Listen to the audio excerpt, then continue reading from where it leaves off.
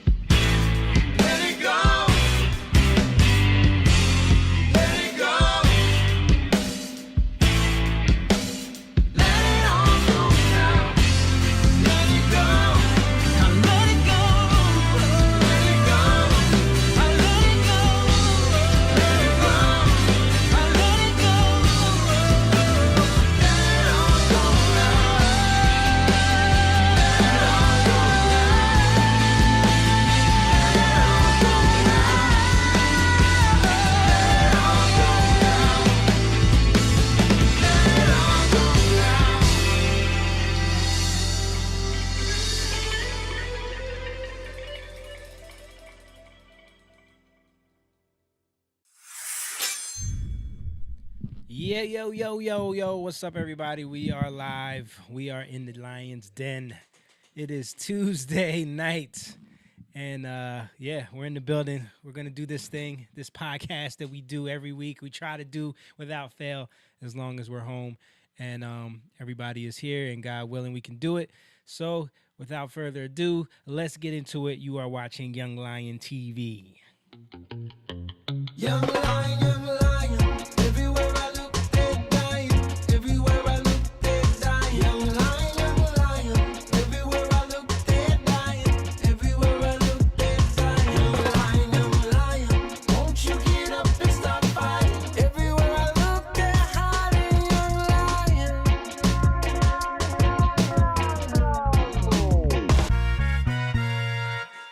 Yes, sir. Yeah, so today we have just the few of the young lions, not the whole building. We got a few of the pride in the building. We got Simone and Jake with me today. What is it? The few, the brave. Why am I not hearing you? The few, the brave, the proud. I don't know. There it is. There For some reason, it was out. Yeah. What is that? the few, the proud, the Marines. Is that what it is? yeah. Marines? There you go. Well, we're not Marines. No, but we on a different kind of front lines, you know? Yeah. You know what I'm saying? We doing different type of battling. Yeah. And we got John with us today. From the start of the show, it's a miracle. He ain't got to do things. But yeah, no. Uh-oh, he's going to be calling me. Yeah. No, he got Lisi now. He got Lisi now. He don't need you. Lisi's better to me anyway. She got it down fast. But no, man, it's good to be here with everybody. Appreciate everybody who is in the chat. Guys, make sure you share this video. Shout out to Mom, Courtney. I see George in there. All the young lions checking in. Yeah, I didn't get on my page. I didn't get anything. Yeah, guys, you got to share the video because we're not getting notifications. It's hard to kind of share it because, you know, what we talk about, and the algorithm does not favor that, especially now we're getting closer to a very important election. So, of course, they're doing everything that they can to kind of start clamping down on censorship. I noticed a lot of the other podcasts and live streamers that I watch are saying the same thing. People aren't getting notifications. People are getting like unsubscribed things, unfollowed, you know, randomly. And there's just a lot of suppression going on. And it seems like they've been doing this more and more. So only thing you can do to help us really is share the video. Yeah, definitely hit the like buttons, comment, all that good stuff. The comments help the algorithm a lot too, but share it. Because then the more you share it, and if you share it in a direct feed or to a group on Facebook, that helps a lot. Put it in your stories, because if it's in your story, those are promoted more than just the actual feed or whatever. So, you know, it's all a bunch of nonsense. But share the video so we can get into some things. Other than that, yeah, if you want to support what we do, we have a Patreon, patreon.com/youngliontv. I heard something that kind of made me laugh. A dude that I watch, he always says, "Don't dine and dash." Don't dine and dash. Don't dine and Don't dash. dine and Don't dash. dine and dash. Yeah, like don't. You go and eat. Yeah, You going to eat. if you what going to we- eat, you yeah. gotta pay, man. You gotta pay. No, but definitely support the things that you benefit from, or things that you gain from at all I times. like And if that. Dine and dash. yeah, man. There's other people that say don't be a ninja watcher, where it's like where you just watch. Sneak in and Yeah, out. you sneak You in, don't- you you watch, don't like- you don't comment, you don't like, you don't subscribe, you just watch a little bit and then you're out of there. A lot of people do that. Yeah. I'm guilty of that. Yeah, It's like lurking, right? yeah. They call it lurking in Twitch. And Twitch is lurking. Yeah. Yeah, don't lurk, guys. Shout out to Twitch too. We're live on Twitch right now. I like the ninja watch. Yeah, that's from our era. Ninjas were like, you know, Yeah. in the 80s. You know that's something else now. So What? that Ninja Watcher? yeah, What What is is it? it? What is it? The word ninjas is something else. No. Oh, is it? Yeah. What is it? I'm just carry on. I get what you. Yeah. My ninja. Yeah, Like, yeah, yeah. okay. That's how they use it now. Oh, for those that can't openly say the N word, they yeah, just replace you it with just, that. Yeah, you just want to Or replace like it. if they don't want to say it on like Twitch or something like that, they'll say Oh, okay, I the other got one, you. yeah. I got you. These ninjas out here. Ninjas is wilding. No, but seriously, guys, share the video. Patreon.com/youngliontv. If you want to throw a donation, we got a Cash App where people that aren't, people like my mom who don't want to use the Patreon for certain reasons, so she just sends it on Cash App, which is fine. Whatever you guys want to do, we appreciate. Mom's starting already. She got a paragraph. Yeah, talking about Tulsi Gabbard, saying she's leaving the Democrat Party. I mean, I feel like she did that a long time ago. Yeah, but Not she just just not she just officially. never Yeah. officially did it. Yeah, now that she announced it, it's a pretty big deal. Maybe she was holding out some hope. Yeah, hoping I- that she could, get some people to stop, Yeah, and think but- about Who things. is that? I don't know who that is. Tulsi Gabbard. No. Hawaiian. She's the Hawaiian. She used to be a congresswoman from Hawaii, Oh, okay. Yeah. and she ran for president. Yeah. Remember she pretty much was the reason why Kamala our got destroyed. VP got destroyed and got knocked out. She was the one that Early. brought up her record on crime and like Which and- is funny. Oh, I You didn't said know. that. Did you said that? yeah where- Twitter? yeah. She's the one during the debates, the primary debates, where she was like, "It's funny that you talk about this, being for the people when you locked up more people for petty offenses than anyone when you were the district attorney." You don't remember her? You remember that? Kinda. the Not lady? even She's not even petty offenses. Vaguely. I think she mentioned the weed thing. the marijuana thing, and then that was when And then right after that, Hillary went on TV and called her a Russian agent, and Yeah. she's kind of like she's a pretty lady. Oh, so that makes sense of why there was that video on TikTok about Kamala and like meme. And it was like a meme. Yeah. And it was like what'd you call her? who locked Kama? up You call her Kama? Kamala? He said Kamala. Who locked up all these people or whatever? Yeah. Yeah. Exactly. That was going on TikTok all today because she just made a statement that no one should be in jail for smoking weed when she put thousands of people in jail for smoking weed. There's still people Joe talk about all the time. There's still people in jail for marijuana charges. Yeah. That's- shouldn't be in jail Yeah. if they're legalizing it. Yeah. And do you guys remember the scandal during the debates when they superimposed a zit on her chin? You guys remember that? I don't remember I that. You don't don't remember remember- that? We what, talked about Tulsi? that on the But podcast. I remember they did something. Yeah. I just don't remember. During the debates, when she was talking, they digitally, Who's they? I think it was CNN, Wow. digitally put a zit on her chin, and you could see it it would go away sometimes, but it was like they did it just to Distract people. just distract people from what she was saying, And then they deliberately wouldn't put her on one of the debate stages, even though she had better numbers than certain people that got up on there. They were against her from the beginning, Yeah, they didn't like her. and she was like Joe Rogan was openly backing her. He had her on his podcast. On the show. Yeah, A lot of people liked her. I liked her. Yeah. She was Democrat, but I didn't like some of the stuff. Yeah, but she's a ex-war vet. I don't know if she was in the National Guard or did she serve I'm not exactly sure. I thought she was in the army. Yeah, it could be. I don't know. I don't remember exactly, but I know she was ex-military. She served, and she's anti-war. Yeah, like no war. Yeah. At all. I don't know about. I didn't agree everything, but I liked how she was. Yeah, she seemed more level-headed than she didn't feed into any of the woke dumb stuff. Yeah, but that's why they had to. Yeah, and Russian. And then eventually all the other news outlets wouldn't talk to her anymore. So then she started more and more just only getting invited on Fox News. Yeah. So of course, because they framed her a certain way. As soon as Hillary was like, you're a Russian spy or whatever. Someone else said it too. Someone else called her a Russian asset or something. I don't know. One of the other candidates, I don't remember. But yeah. But anyway, yeah. So it's not surprising to me that happened. I wasn't shocked when I saw that announcement. Me either.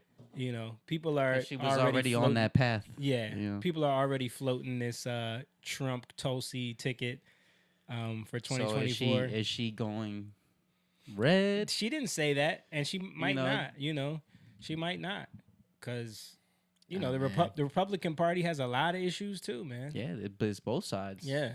Yeah. I wouldn't tell anybody you got to go Republican. Yeah, I mean, but you can't just be one sided. Like you can't just settle in Yeah. something. You know what I Yeah. mean? Like you gotta always be looking at what's going. I mean, even with us, like you never want to stay the same. Yeah, You want to push forward and learn more every day and evolve, grow. grow. Yeah. So Constantly challenge your ideas yeah, and be willing to talk to people that can challenge your ideas. yeah. I think that's like that's where the devil gets you. You Mhm. know, he gets you because you get too comfortable in the things you think you know. Yeah. you I know? mean, even like both parties have like separated themselves so far. You know, like to me, Republicans now are like what the Democrats were. You know, when we were growing Yeah. up, Yeah. the ideas have yeah, gone libertarian so far. is like Republican now. Like it's like a libertarian is almost like far right. Yeah. to the left. Yeah. I mean, Libertarians. they're not far right. I'm just saying, like that's what it. To- That's how they make it out to Yeah. be. Like, Well, anyone that is a right of center is far right to Yeah. leftists. Yeah. Anyone who's at all right of center on anything, even if it's just one idea, you're far right on everything. Yeah. yeah, Which and- is that's one of the main problems and one of the reasons why I feel like everything is just spiraling out of control politically is because it's so divided. It's so like everything is just cultish now. Yeah. Where it's like, cultish. yeah, it's like And people are scared. Like, for instance, like something just happened. I think Stephen A. Smith, the loud dude, black Yeah. dude Mhm. in sports, he was just on Jesse Waters, you know, talking about, you know, Kamala Harris. But he really didn't say. He just like, she needs to stop laughing. You know, he don't agree with. you know how many But- people probably came at him just for saying that? Yes, that's what I'm saying. Like a lot of people probably feel, you know, the way we feel when we talk, but they just don't say it because Yeah. they have, you know, they're in the public eye and they don't want to, you know, cause this. Not just regular people. Yeah, like, regular people. dude, just talking to people. Like, cause you know, I hold back. I don't, but I'm saying like I'm kind of like y'all know me. Yeah. I'm You a like to little- push and prod a little bit. Yeah, I'm blunt. Yeah. So, but it's for a reason because I want to see where you're at. Right. Like, because if you don't, then you know you don't know where people are. But most of the time, people just don't want to even if they don't agree with that kind of stuff or you know far left stuff. Like, Yeah. a lot of people don't want to even think about it. Yeah. Like, they just want to stay comfortable. Yeah. Yeah. But that's the problem because those type of people are going to be the ones that, because those are the ones that'll like be angry and like, why are we talking about Yeah. this? Yeah. But the problem is when they come after you, now you're going to be scared and you're going to be, you know, now you're going to want to fight back. I saw Larry Elder on Tim Pool's podcast talking about that. And he was saying how it's so hard for him sometimes to have like to show evidence to his friends. Yeah. And Tim Pool said this too, and I'm sure we, you know, in our experience, because it's like they're so dug into like the narrative that they ran with that when you try to show them like, well, that's kind of not true. Let me show you. They're like, I don't even want to see it. I don't want to. Like he was trying to show one of his friends the very fine people. The Nazis are very. He was trying to show him that like how that wasn't real, and like they just. I don't know. I don't want to see it. yeah. I don't want to see it. Why? Like, Yeah. 'Cause Why wouldn't you? why? wanna Why know? wouldn't you want to see? Because You you know, if- already if- made if- up your mind but- on something. But to me, right? You don't want to have to face the challenge of like have I been wrong? Yeah. You know what I mean? That's hard for people sometimes. Yeah. I mean, yeah, it is. It is harder. Like it's.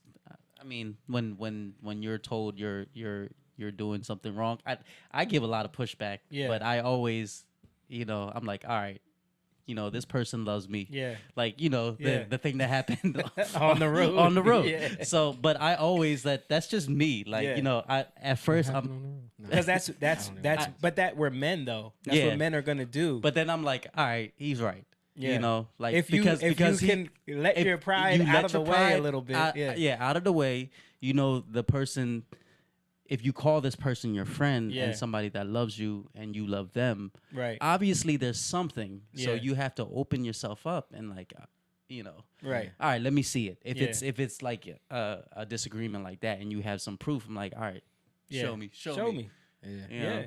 And that's why I push so much, because you get to push bounds of even relationships and Yeah. how you deal with people, and a lot of people don't like that. Like, people get annoyed by me Yeah. because of that, like, Yeah. "Oh, Yeah. shut up." But it's like, no, because we have to define things. Like, you But even have to people define that really know you borders. and that love you, yeah, it's annoying, but they also respect it and appreciate it after the fact. Yeah. You know what I mean? Yeah. Yeah, but it's still annoying. And I know it's annoying, but I Yeah. still push because That's just that's you me. were built that way. Yeah, Yeah, ever since we were kids, like you were built that way. yeah. And Um, but at the same time, I can go too hard. Yeah, You know? yeah. Like, I've Can you go learned- too hard, John? What? on pushing people. Pushing people. Yeah, definitely. But that's but It's like he didn't want to say it. but what we're talking, because we're talking about pride. That's what I'm Yeah. saying. Like, I can, if I'm caught up in my own pride, I'll go too hard the other way. Yeah. Whereas you have to humble yourself to know, like, what's the reason why you're doing this in the first place. Like, Yeah. I'm talking about, like, why are we challenging people? Yeah. And then when like, I know when somebody just ain't trying to hear it, like, then it's like, all right, Right. I'm Yeah. done, because they don't want to listen. If they don't want to listen, then there's no point. I'm talking to a wall. You know what I Yeah. mean? And Or- I think on this podcast, like, that's why a lot of times we'll bring up stuff that we know people don't want to hear, and we'll try to back it up with as much evidence as we can. We bring up articles, we bring up things because Yeah. it's like, and we'll beat things. We'll talk about it week after week because it's like, eventually you gotta just admit. It's like last week where we played that clip of Biden and Donnie was like, yeah, you know what I'm saying? Like, Yeah. I can't. Oh, But then even- he's like, all right, enough. Of this." He sent me a clip. I forgot about this. He sent me a clip. He was like, "Are y'all gonna play this on the podcast?" What? What? It was about Trump, and Trump said something about his wife. What's her name? Ivanka. Yeah. He's like, "Oh, Ivanka, wish she was here." Or he was talking about her. Yeah. She was standing right next to him. Oh, okay. Yeah. So, and that was weird. Like, I don't know if that was doctored or, because that's just a weird one. 'Cause Yeah. How? Look. Donnie's watching. He's Donnie's like, like, oh, now yo, it's doctor. that's gonna be And doctor. as I'm saying it, I know. That's why I'm like, Yeah. doctor, because I Yeah. know. But I'm just saying, like, I've never seen that anywhere. Yeah. It's weird that Yeah, I would wouldn't have been to. all I would over look it up. I would definitely make fun of it if he did something like that. Right. And but the thing is, like, he's not the president right now. And Yeah. and the other thing is, there is a constant there's a constant push. The point that we make when we're constantly coming at Biden and Kamala and is because the media covers for everything they do. Everything. When Trump was president, or like, and the thing is, I don't like Republicans.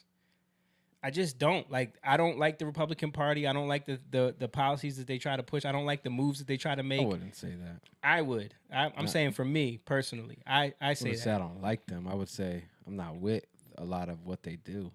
Yeah, well, I'm saying I feel the same way about the Republican Party as I do about the Democratic Party. You know what I mean?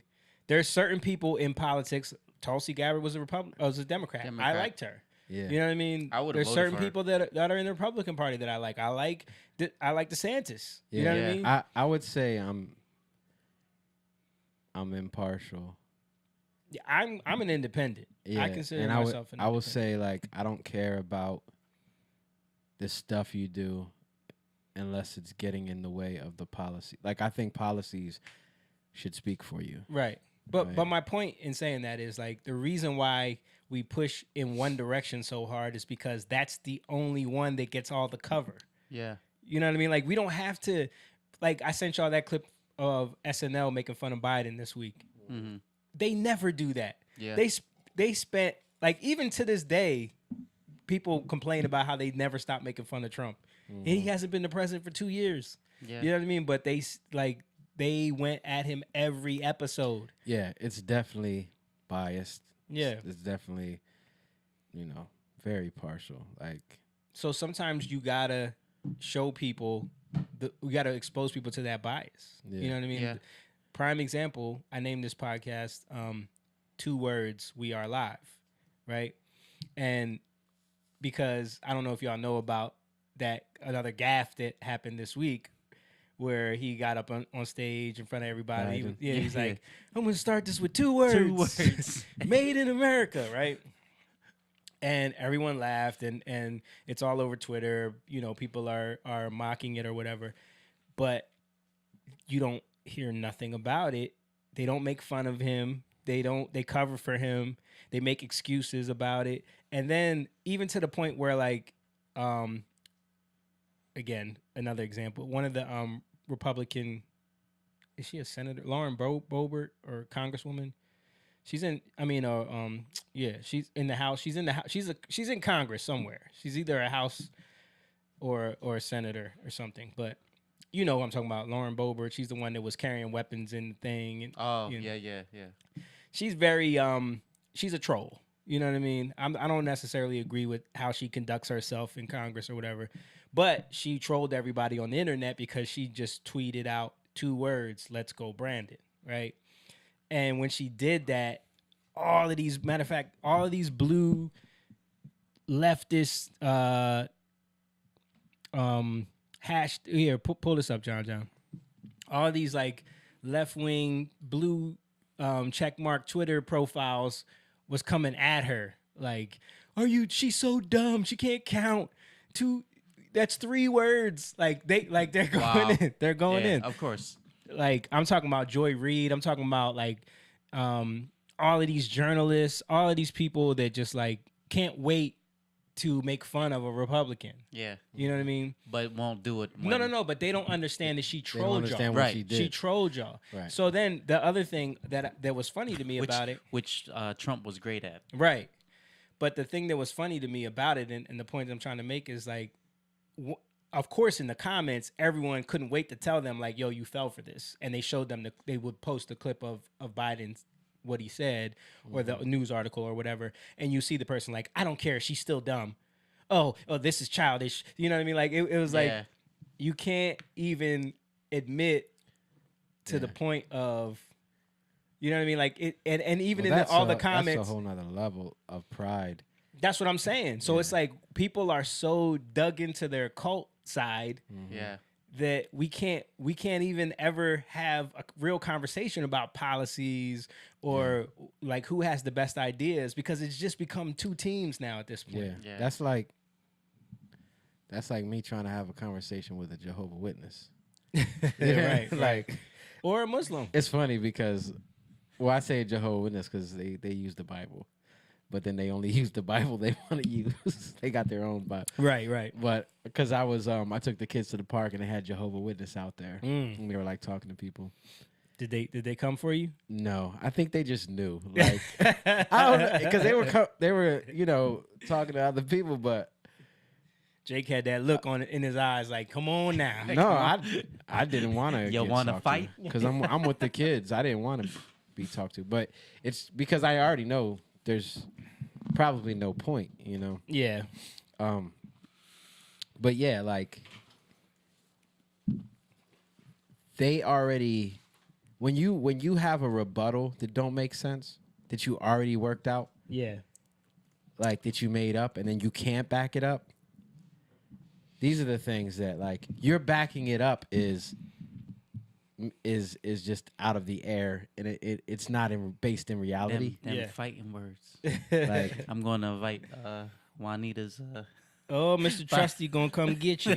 no. I mean, it's the truth. Like, what I'm saying is, like, these things that they come about with is from some prophet that tells them something. Yeah. And Yeah. then it just is what it is. Like it's not backed up by anything. Right. Right. So then it's just like, well, this is what somebody told, this is what God said.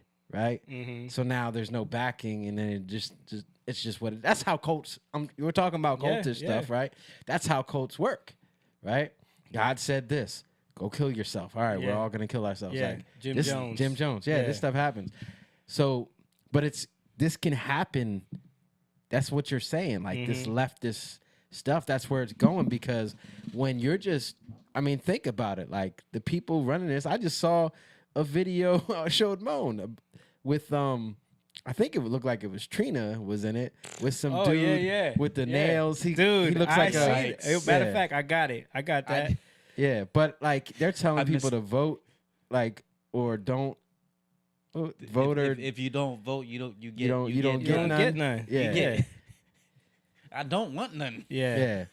Yeah, And not only that, and because me and James were talking about this, we were texting back and forth about it, and I said, "Yo, this is a clear example of what they think, especially of the black voter base.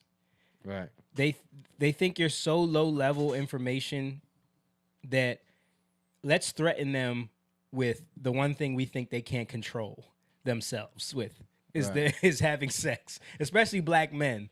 It's like, well, we know those black guys can't control their penises. Let's put something out there to threaten them with sex. But and then use like Like, you don't see how racist that is.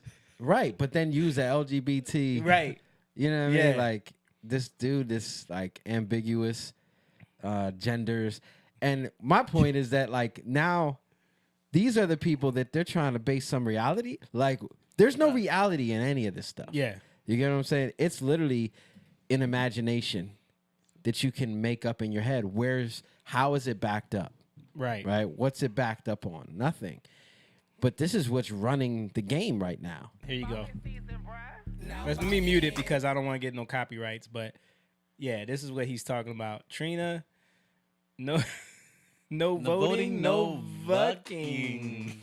What? So they're literally trying to tell the young black male audience, if you don't vote, you won't get no coochie. Yeah. Or no, But or no. no. Yeah. No Bucci. Bucci. Yuck. Yeah. Yuck. So we have this whole cultish mentality running a whole party, right? Yeah. Taking over a party. Which is why Tulsi is, and she mentioned that, you know. Yeah. Stan said trash. Taking over a party Exclamation. where you're not based in any reality. Oh, let me give a quick shout out to Jennifer. Gandhi said, hello, my handsome darling. Stephanie said, good evening, guys. I'm late, but shared. Thank you so much. Make sure you guys like this and share the video. Yeah, Shout out go to back. Emma. Emma, what's up, dude? Young Lion George Patreon Court. mentor. Yeah. But back to what you were saying. Jessica, y'all cousin. Oh, what's up, Jess? James. Yeah. No, just that's what it is. Like it's just like people's. Oh, I'm a Jehovah's Witness. Okay, what's that based off of? Now, in order to do that, you have to set it up in a way where, like, if you did a bunch of research, you could find out, like, okay, this really don't make no sense. Yeah. But when you want to believe in something Mm-hmm. because you've set yourself in it, then you got to lie to yourself. Kind of like the vaccine. Yeah.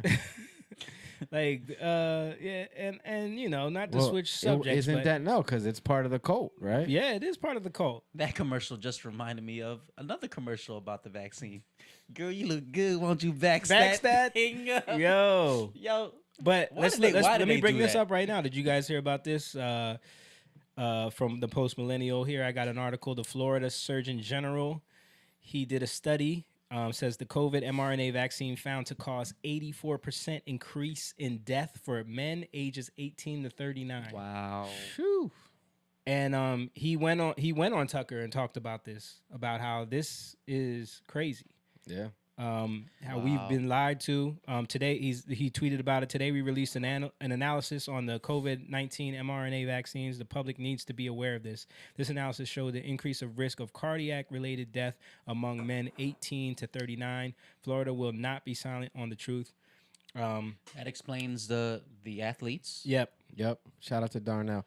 Yeah, The- athletes. So people who don't know, before I talked about this a few weeks ago. Yeah. Before 2020. Yep. Before 2020, it was probably like professional athletes that pass away due to heart conditions or like sudden death on the field or wherever. Was like 20 something. I think it was 29 was the exact number. In a year. Like, average 25, Yeah. 29. In 1 year? In 1 year, yeah. After the vaccines. vaccines, I think it was around 700. Yeah, Oh it was my something like goodness. that. Yeah. It was a huge So like, astronomical Yeah. increase. This is like the most athletic. Their bodies Yeah, are tip tip-top top shape. shape. Soccer Yeah. players, football players, and they're just dropping. But remember, we were seeing all these news articles about like trying to attribute all of these rise in heart disease and early onset heart Climate change. Yeah, climate change, whatever. you mean what they're saying? Yes, What they're yes, saying, Yeah, they yeah. were trying to get ahead of this, but because the studies weren't being done.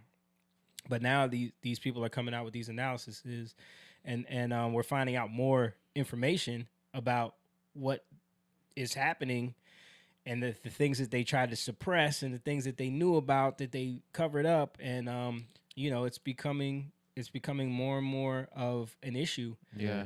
I have another thing here I wanted to show you guys related to that. Real quick, Stan said Twitter banned him. That's and right. Had to reinstate That's him. right. They banned Speaking him about Florida for that tweet. They Yeah. banned him for that tweet.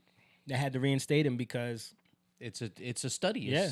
It's science. Science is fact. yeah. So there's this whistleblower who worked, I think, I don't remember, but is connected to this vaccine. Let me just play this video. Who is actually carrying the risk and the liability? Most countries, they identify them. In the US, it was always clearly identified, so they are taking the liability if there are lawsuits, for example, against that. So the government is taking the It is. I think that's behind us. Everything went okay, and now I think we can move on. This is the CEO of Pfizer talking about how they have no liability for vaccine injuries or deaths or anything like that. Identify, right? My name is Pfizer Beth could be held Johnson. liable for harm. Pfizer could be held liable for harm caused if the claims on safety and effectiveness were based on fraud. This is a vaccine trial whistleblower. I was fired in September of 2020 for being a whistleblower.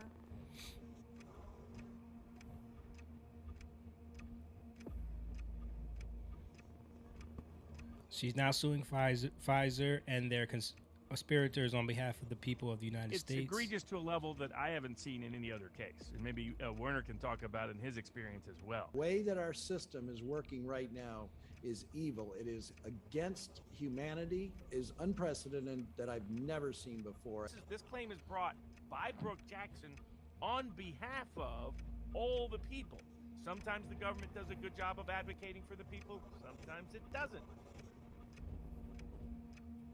Whatever it ends up being, billions, trillions, that belongs to the people and those that have been injured by this vaccine. And if there's anything successful, we'll go to them. The vaccine injured. Correct. Yes. So she's suing on the basis that this was given emergency authorization based off of fraud through the trials and everything. So that there's I think like that's the only way you can get them on liability. So also I have this video from in a COVID hearing, Pfizer director admits vaccine was never tested on preventing transmission. get vaccinated for others was always a lie. The only purpose of the COVID passport forcing people to get vaccinated. The world needs to know. This is a somebody, I forget what country he's from, but he's asking the question to Pfizer director. You're antisocial. This is what the Dutch Prime Minister Yeah, and Health Minister he's a Dutch Prime told Minister. us. You don't get vaccinated just for yourself, but also for others. You do it for all of society. That's what I said. Today, this turned out to be complete nonsense. In a COVID hearing in the European Parliament, one of the Pfizer directors just admitted to me, at the time of introduction, the vaccine had never been tested on stopping the transmission of the virus. This removes the entire legal basis for the COVID passport. The COVID passport that led to massive institutional discrimination as people lost access to essential parts of society. I find this to be shocking, even criminal. Please watch the video until the end.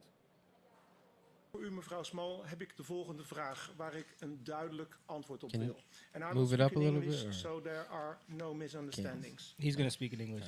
Was the Pfizer COVID vaccine tested on stopping the transmission of the virus before it entered the market?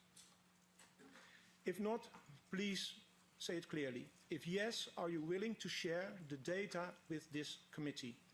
And I really want a straight answer, yes or no, and I'm looking forward to it. Thank you very much.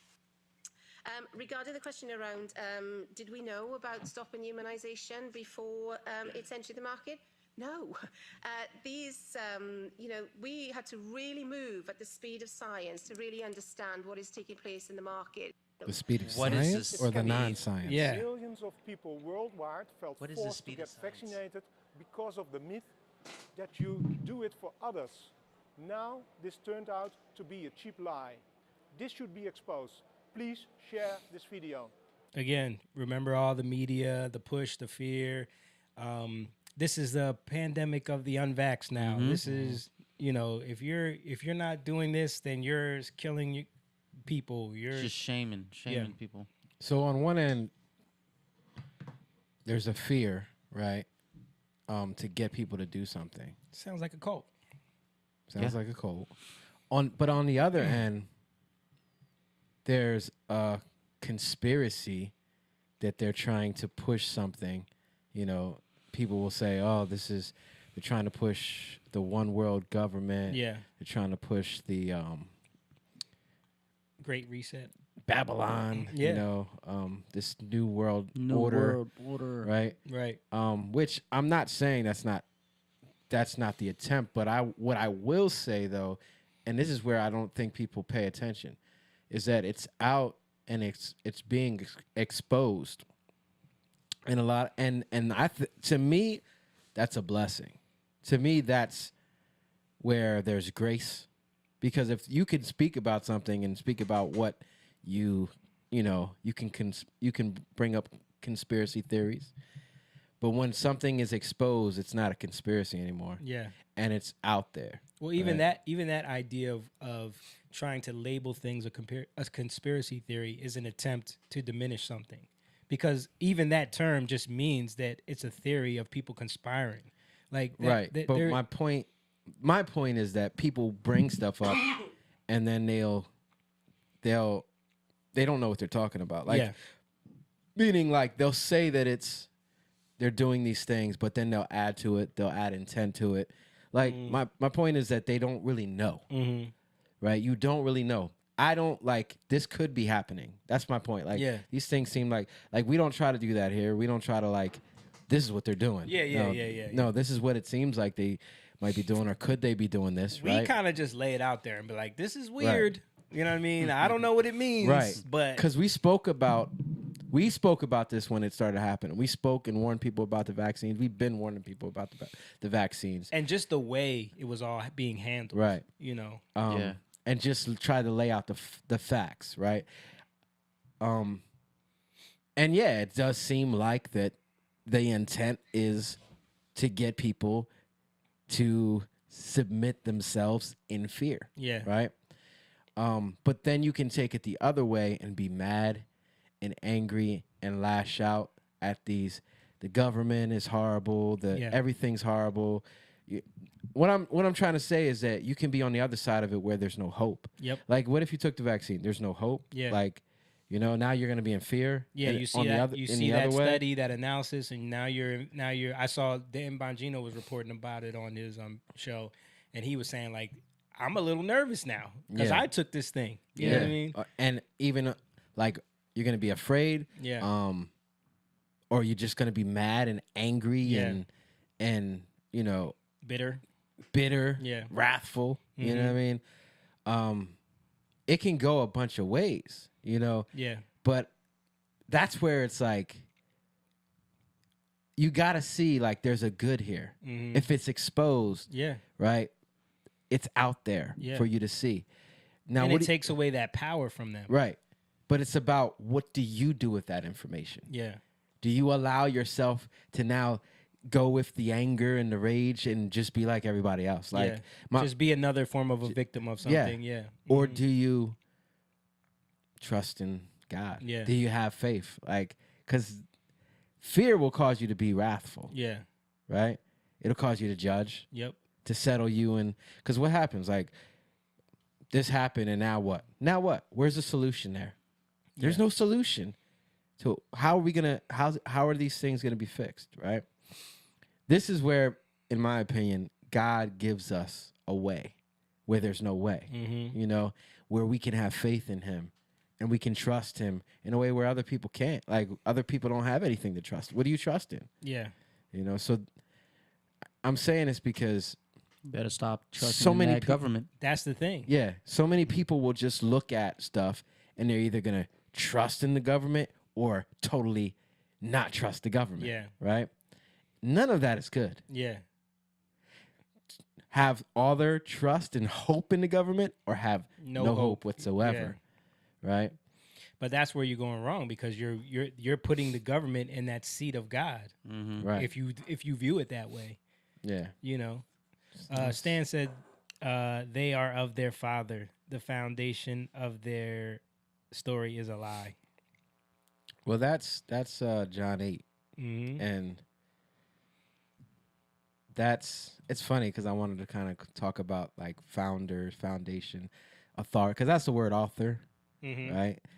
And that's the word that's connected to authority. So I want to talk about that later, but yeah, what are you found in, right? What are you founded in? What are you based in? What are you grounded in? These are the things that we have to be paying attention to. What do we move in, right? Where are we? What are we settled in? Yeah. Are we settled in a house that the leader of that house is somebody who moves people and motivates people through fear, or motivates you through anger? Yeah. Right? And wrath to judge other people. Like, what are you moved by? What are you motivated by? Where are you found at? Because that's the key to this whole thing that we're dealing with right now. In my opinion, we're in warfare. Yeah. Right? It's not outright physical, but it can get there. I think it's like becoming more and more clear that there's a battle right now. Yeah. I mean, kind of like this situation that's happening, in Russia and Ukraine. It's like things are escalating, and they're constantly trying to say like, "Oh, it's not that bad," you know what I mean? Yeah. But I mean, it's war, right? It's literally war. It's war going on right now. Yeah. They just bombed a bridge in Russia, and then they bombed the embassy. It's escalating. Yeah. So are we gonna be pulled in? Like it's because it's before it's outright physical war. It's a mental war. That's where you get hit first. Yeah. You get hit first in your mind. Yeah. People and come usually with fear. Fear is the weapon. What gets people to go to war? Propaganda. Right? That's what like I was thinking about this with you had World War I or II. Yeah, 1, 2, even Korean War. But then you had, which was a little iffy. That's when things started to change a little bit. Yeah. But the one that was crazy was Vietnam. Yeah. Because they literally Created influenced people in a manufactured way Yeah. to get in for America to get into that war. They created a fake attack on a Navy vessel. Yeah. They said technically it's not a war. It was a what did they call it? I remember reading it. A police action or something. Yeah. Yeah. Because that's the only way they can skirt around the Constitution and have it approved and have it voted on in Congress. Yeah. You know what I mean? They're always trying to find these ways to engage in war without actually saying it's war, because then they have to have a certain protocol in place. Yeah. But these huge corporations, this military industrial complex, they make so much money off of this stuff that they're constantly trying to come up with ways. They're like brainstorming ways we can get into things. Yeah. You know? Tulsi was just talking about it on Rogan. Yeah. You But know, it's both sides, Republicans and Democrats. I think it's about, though, like getting people. You have to get people behind you. Right. Right. You have to get people on the same wavelength, the same mindset, speaking the same about a thing. You gotta get them to agree. But with the Vietnam War, it didn't happen because of the media. Mm-hmm. The media coverage was different from any other war. Like, they were actually showing things that were happening that was causing division in the country. Yeah. You know, people seeing that was like, that's why you had such a huge, the flower power movement. And there like was, this well, that was anti-war- rising at the same time. Right. like- But I'm saying, like, it gained so much steam because Yeah. people were seeing the horrors of this war. Yeah. You know, in a way they never did before. Right. So, yeah, that's interesting. Like, all the division that happened from that war, you know. Yeah. which was way different than the wars that happened before that. Shout out to Donnie. What'd he say? He said, "Come on, this title is not it." See? Stop- You see? stop getting triggered, bro. You see? You see how even just the title can trigger somebody? Listen, man. Baby boy said, "Hey brothers, much love," and multiple hashtags. What's up, brother? What's up, baby boy? Speaking of propaganda, let me show this. Hold up, let's read mom's real fast. Oh, okay, go ahead. She said, when my mom went to the hospital with COVID a couple of months ago, I called her emergency nurse and told her, do not give my 91-year-old mom remdesivir and a ventilator. She came out the hospital a week later. Yep. Yeah. Yeah, man. Yeah, that's a strong woman. Yeah, but I wanted to show this piece of propaganda right here. This was pretty funny to me.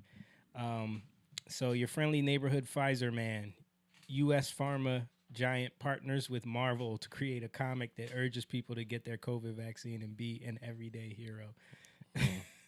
This is how you sell the trickery pharmaceuticals to the world. This is how you do it. This is how you. I mean, but do you think the people are that stupid though? Yes, dude. Clearly, bro. Like, I won't. Let me refer. I don't call them stupid, but foolish would be, because isn't that the same? Isn't that the same thing? I mean, if you want to be mean, yes, but foolish is more about like being childish. Yeah. You know what I mean? And I think that's the key, because if you're looking at something and you're looking at it like you want to be a hero. Yeah. Well, then that's childish. Yeah. Because that's hypocrisy, because you have no understanding of what it means to be a hero. You get what I'm saying? Right. Do this thing and you're a hero. It lacks the understanding. So yeah, it's foolish. It's childish. But the trickery, to me, just like this, that reminds me of the cartoon that they had when they were trying to get everybody vaccinated. Remember that cartoon where they had people eating at a dinner at a restaurant, and then you see the window, and then there's people that were unvaccinated outside. Yeah. Like, yeah, bruh. Yeah. Like, it's just. But that's marketing, bro. Yeah. Like, it's smart. Like, we're in a free market. I think they should be allowed to do that stuff. The problem is that people fall for it. People fall for it. And that you have a bunch of like even with that, like that's like for kids, right? Yeah. Avengers and like, or you could say people who like comic books who they're like, you could say they're childish or child mentality, childlike because you know it childlike. But the problem is, I like comics. Exactly, I like comics too, but they can play on that, right? Right. That's why I said childish, childlike, because childlike is not a bad thing. Childish is a bad thing, right? You know what I mean? Right. You can't. Being childish means you don't want to be responsible. Yeah. You want to stay a kid and not know anything. To be childlike means you want to know, but you don't know. So let me humble myself so I can know. Right. Right. There's a difference And between Jesus said, "Be childlike." Yeah. Right. There's a difference between someone who is a fan of someone's work and someone who is such a fan that whatever that person says, you do. Right. You know what I mean? And we talk. That's cultish. That's a cult. Yep. Yeah. That's cultish. Yeah. Like if you, and that's idolatry. Yeah. Like if you are looking at somebody and you're looking at them as you see them, as everything they say and do is it. Yeah. That's what Yeah. an idol is. And there's a lot of Trumpers like that too. Yeah. Exactly. Mm-hmm. Yeah. I like Trump. Well, my relationship with Trump was, come on, this guy. Yeah. And then I'm like, all right, I get him. And then at the end, he got on my nerves with how much he pushed And he still vaccine. he can't let go. Yeah. Because he feels like it was such a win for him. Something that he doesn't understand how like dumb that is to just be championing this thing. Yeah. Still. Yeah. But it's pride. That's Yep. pride, right? So yeah. But a lot of his policies I liked. Yeah. But I wasn't with that at all. Yeah. You know, so but there's a lot of people who will just Trump is amazing. Trump is no, he was what was needed for the time. The funniest thing to me was oh no, he said that because what he really meant was this, and you're gonna see that. That's like, the Q stuff where they just like that's the cult. Black dynamite. That's the cult. Right, That's the right, cult right. where it's like, see, what you don't understand is the 4D chess. And when he said he's gonna lock down everybody, remember they were saying the reason why we're going into a 15-day lockdown is so that he can round up Hillary Clinton and Oprah Winfrey, and that was the general. It's like Trump is good at trolling people, but for he's a genius. Stuff. Come on, man. Yeah. Like, of course, he's smart in the things that he's smart about. He knows how to do certain things. Yeah. You know, just like most people that are successful, they know how to be successful in certain things. You can't try to turn this person into this savant. You can't turn him into an idol. Yeah. Like and we're all good at certain things, you know. Right. And when I saw Trump running, I knew this is what the country needs. Like I knew this is something God was working. You know what I mean?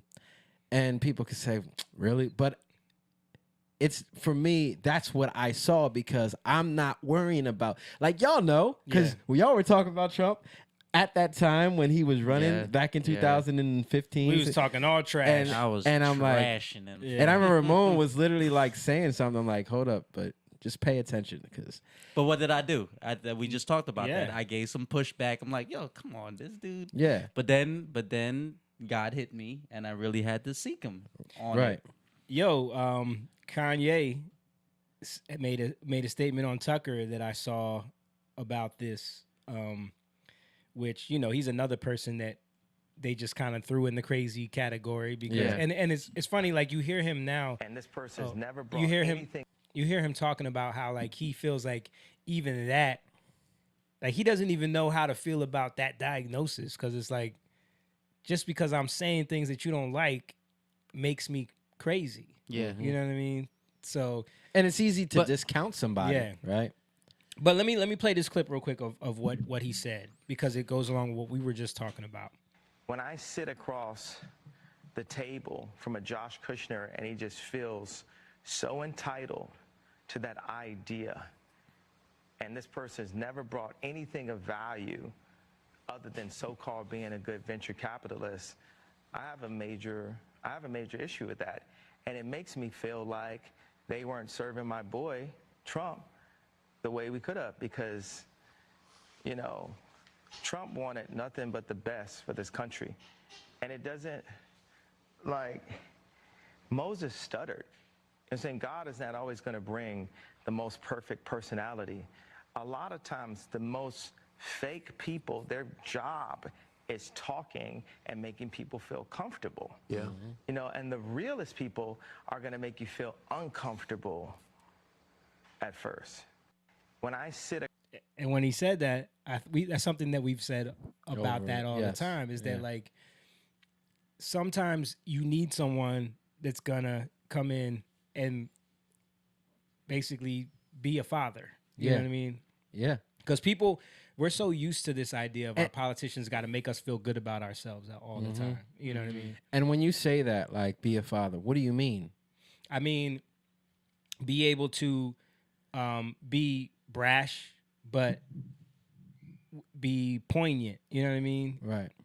And also be a leader, have a clear vision for certain things. Right. Yeah. One thing that Trump was really good at was not caring what people thought and cutting to the point of the issue. Right. With certain things. Now, could he be off in terms of how he sees it? Yeah. But he wasn't good. He might not have been good at, like, speaking to all the things as he's cutting through to the point of a matter. Yeah, he was not a Right? good speaker at all. But that's not the point. Yeah. When you are He was funny though. when you are in a crucial time where this country's about to go down, Yeah. like, that's what you need. And to be honest with you, a lot of the things that we're seeing happen to our economy now, that we're seeing happen to our energy reserves, are like, this was in the works before that. Yeah. And him coming in He put a put- stop to all of that. He slowed it up. Yeah. So that we could see, right? And when I say see, I really mean, like, you Christians, because it cracks me up how people could be like, "Wow, are you serious?" The reason why you can't see it is because you too caught up in your religion, and I'm saying that to my Christian buddies and pals that buddies and pals. that need to wake up. You know, we can get caught up in how we view who God is, who we think God is, and that's idolatry. Yeah. That's our own. It's funny how, like, if you look at in John, 1 John 5, Yeah. he's talking to them as little children. He says, "Little children, be careful that you don't fall into idolatry." I know I'm not quoting it exactly right, but the point is that it's easy to turn something into what you think it's supposed to be. That's presumption, right? When we talk about this all the time with the first king of Israel, Saul, Yeah. where it says that presumption is as idolatry and iniquity, right? So when you're looking at these things, when you presume what God is thinking, Right. like, that's the problem, right? Yeah. That's idolatry. Yeah. When you're presuming what God is saying, that's idolatry. Or if you can be pulled into your own desires and wants for any idea of justice or something you feel you're owed, because I think, like, for a lot of black people, especially black Christians that we know, a lot of people that just could never ever just get behind anything that was happening with Trump is because they were already captivated by the idea of him being racist. You know what I mean? And that all stemmed from the Obama thing, because they didn't realize how they were already being set up with an idol there. Right. Yeah. So when they had this guy, because before that, Trump was the man. Everybody the loved man. Trump. But once he came at that idol, But that why was he already- the man? Because he didn't take no. No, and because he was successful, he was he was Yeah, braggadocious. He fit the caricature of what most people in Yeah. black culture respect. You know what I mean? So he was the man. But once he came at the idol that was set up before The black people, golden boy. Yeah. that's when it all came. That's when everyone turned on him, and and then it was easy to be like, look, this guy's a racist. Yo, like, you couldn't say anything. I'm speaking of people that are close. Like, I said something about him one time to somebody, who's, siblings of somebody who's real close. Yeah. And I just got the cold shoulder. Yeah. And I didn't even say anything about, You said something about who? Obama? Yeah, Oh, Obama. yeah. Obama. And Yeah, I mean, because they put up a meme about like hands up to the only administration that didn't have any scandals, Right, or didn't right. have anything. And But I again, said, that's cultish thinking. That's so that's you cultish. not you just going with whatever your news outlet of choice has told you. Because Right. if you did any amount of research, you would know that that's not and that's true. all I said. I was like, all right, look up, the Fast and Furious Yeah. scandal. Look up this. Look up that. Benghazi, Yeah. the bombing, The bombing. of the U.S. citizens, the drone strikes, Killed Yeah. the 14-year-old kid. Yeah. But There's so many. yeah, But it's easy to say because they're thinking scandals like ridiculousness, Clinton. like Bill Yeah. Clinton, or somebody on drugs or somebody, you know what I mean? Like they're thinking of that, you know. Yeah, I don't think like that's what cracks me up about like read the Bible. Yeah. Like I'm talking to Christians that want to have this ideology or this idol of what a person's supposed to be. If you read the Old Testament, bro, like the characters, Yeah.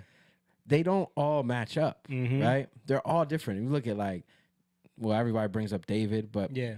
Moses, Abraham. You look at Jehu. Yeah. That was a different dude. Dude, Paul. Yeah. Paul. Yeah. I mean, if you look at all these different characters, the way you are and the way you're born God created you that way. It just takes him to filter you to come out the way he intended you to be. Yeah. And a lot of people are just Yeah. becoming caricatures of what they think they're supposed to be in God. So then they become so alienated from who they really are that they don't even know what's up and what's down, right? And they're working so hard to prove themselves to be an image that isn't God, right? Or isn't even themselves. Yeah. Donnie commented, I don't know when, but he said, "Wow, really?" About what? Well, you probably talking to what I Yeah, was saying, right? Well, he's probably speaking to any idea of us speaking any positivity about Trump or any negativity about Obama in that regard is gonna infuriate certain people who can't be objective about things. Davida commented, "What's up, Davida? Davita's been a fan for a long Davida, time. what's up? She said, Trump thinking emoji, Kanye West thinking emoji. Interesting views about them." I mean, it's not interesting. It's just observation, Yeah. It's observation, and it's also like she's only saying it's interesting because it's counter to the narrative, right. what we're saying right now. Like our filter, my filter is literally, what are you saying about this God? I'm talking in a forceful way right now, but it's because I'm challenging people, right? But the thing is, in the way I'm talking, I've humbled myself to not want to see it my own way. Just trying to figure out where that sound's coming from. No, I know where it's coming from. It's coming from Moan's mic, but he's trying to ask me something. What? Is it Wi-Fi? My Wi-Fi on the computer? I don't think so. Go ahead. No, I was just saying that as I'm talking about this, it's literally about humbling myself to not get my own perspective, but to see it from God's perspective. Yeah. Right. And that's so you're constantly learning. You're constantly humbling yourself. You're constantly dying to your own ideas and your own way of seeing things. Donnie said, y'all really got me all wrong. I don't care about any of them. And secondly, y'all doing the same thing. If folks go against what y'all stand for, we wrong. Seems weird. No. No. If people don't agree with us, they don't agree. Yeah. And it's not about being wrong. Like, we can definitely be wrong on things, Yeah. right? But my point is that, like, a lot of the things that we talk about, it's because this is literally what I was just saying. It's because we're humbling ourselves. Like, what do you say about this? What are you seeing, God? What are you trying to do? And not What's only going that, on? a lot of the stuff that we're talking about is when we're pushing back against the fact that you're not allowed to talk about certain things. Like there's an established one way that people are supposed to think, and when you see everything pushing against any other way of thinking, that's what we're pushing back against. Yeah. You know what I'm saying? For example, let me show you guys this. Did you guys see how PayPal's stock dropped drastically? Did you guys see this? No, I didn't see it. You guys didn't see this because he's out. Okay. He's got to go do things. Okay. Well, anyway, so this article from the Daily Wire here, new PayPal policy, and this was verified. PayPal came out and actually made a statement about this. New PayPal policy lets companies pull $2,500 from users' accounts if they promote quote unquote misinformation. Oh, heck no. Wow. Yeah. So they had this written into their new policy that if you are caught online promoting quote unquote misinformation, they could just take $2,500 from your account as like a fine. How is that even legal? Because it's their platform. It's a private company.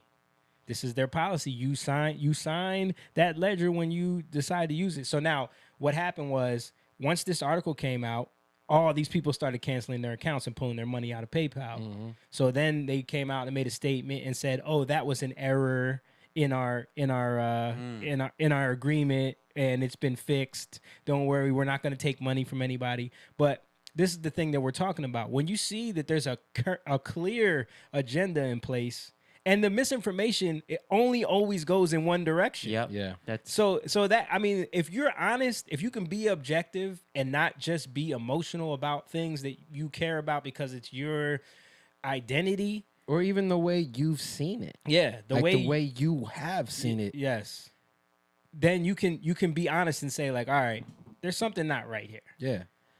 I don't want to, like, I know y'all feel this. I don't want to see it my way. I think it's that cable. I think that cable's bad. I don't want to see it my way. Yeah. I'm not out here to, like, prove myself about what I know. No, I want to see it the way I believe God is showing me. Yeah. Right? And yeah, Donnie. all right. And because it's the best way, right? It's the best solutions are not how we reason things out. Yeah. The best solutions comes from the reasons that God give us. Exactly. He supersedes everything that I think, right? It could be true that I'm dealing with something, but that's not the truth. Yeah. If I settle in that, then I settle for actually a lie. That could be true, but I can settle for a lie. I want the ultimate truth, right? So if I'm dealing with things in my life, like this is what I'm dealing with, but I deny it because I want the truth. Yeah. And I think a lot of people will just settle. Well, this is what I'm dealing with. Oh, well, we talked about this before. Like we make excuses, right? We make it, and we call them explanations. Yeah. We call them explanations. We explain ourselves to people when really you don't need to explain yourself. Kanye West said something like that. I talked about that at church. Yeah. Yeah. He said, artists don't explain, leaders do. Artists don't need to explain. Don't need to explain. Leaders do. Yeah. And I think like even with leaders. Oh. It's the power cable. Huh. Even with leaders, like leaders, when you're a leader, you don't have to explain yourself. Yeah. You have to explain yourself to those who you lead over. But the thing is, like, look at Jesus. Jesus spoke in parables. He didn't explain those parables to everybody. Yeah. He explained the ones that sought after his heart and what he meant. He said, "Those that have ears to hear, let them hear." Yeah. He sought after the people who sought after him. He gave them the deeper meanings, right? Yeah. He gave them the inside of what he was trying to say, right? So, but an artist does what? Challenges. An artist challenges the status quo, the cultural structure Yeah. that's put in place. Yeah, I mean that was one of the things about Leonardo da Vinci that they love so much, Mm-hmm. but only because he was pushing a back against the thing that they don't like. He was pushing a back against the church. Right. You know what I mean? So they love that. They laud that, where it's an artist that's pushing back against those social norms. Right. But if it's someone like a Kanye West who's pushing back against, if he's, you know, gonna show up at a fashion thing with a White Lives Matter shirt on, that's violence against humanity. Yeah. Yeah. You know. Yeah, Yeah. and you can be an artist and be pushing back in the wrong way. Yeah. Like your art is your skill, right? You can use your skill. And the funny thing is, like, what, even if you're like, an art is you're creating something. Are you creating an image to idolatry, right? Are you working something out of your own imagination, or are you working something out of the image of God? Yeah. You know what I mean? Like, if you're focused on God, then that's going to be what you're creating. That's going to be your artistry. And a lot of times it's going to challenge people who are caught up in their cultural norms in the church. Yeah. Right? Or are you trying to make an image that's an idol that you worked yourself? Yeah. Meaning like you had an issue, right? And you skilled your way out of it, right? And now you're showing people how to. That's an idol. That's art. That's a skill. That's art, right? That's artistry. Now the people who come to you, you're a leader in that, right?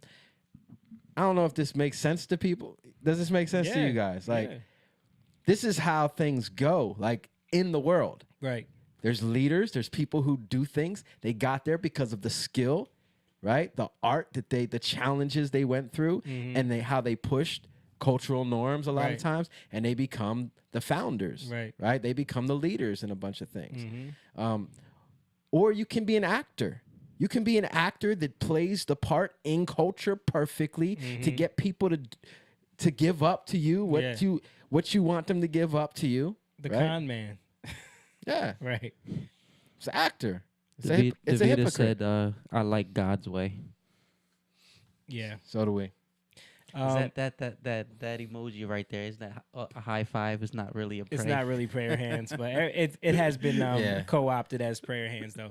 I mean, if you type prayer hands, it's labeled prayer hands. Yeah. Oh, but really? It originally was a high five. I think they were trying to say it was that, but it wasn't. Oh, okay. That's what I heard. I don't know.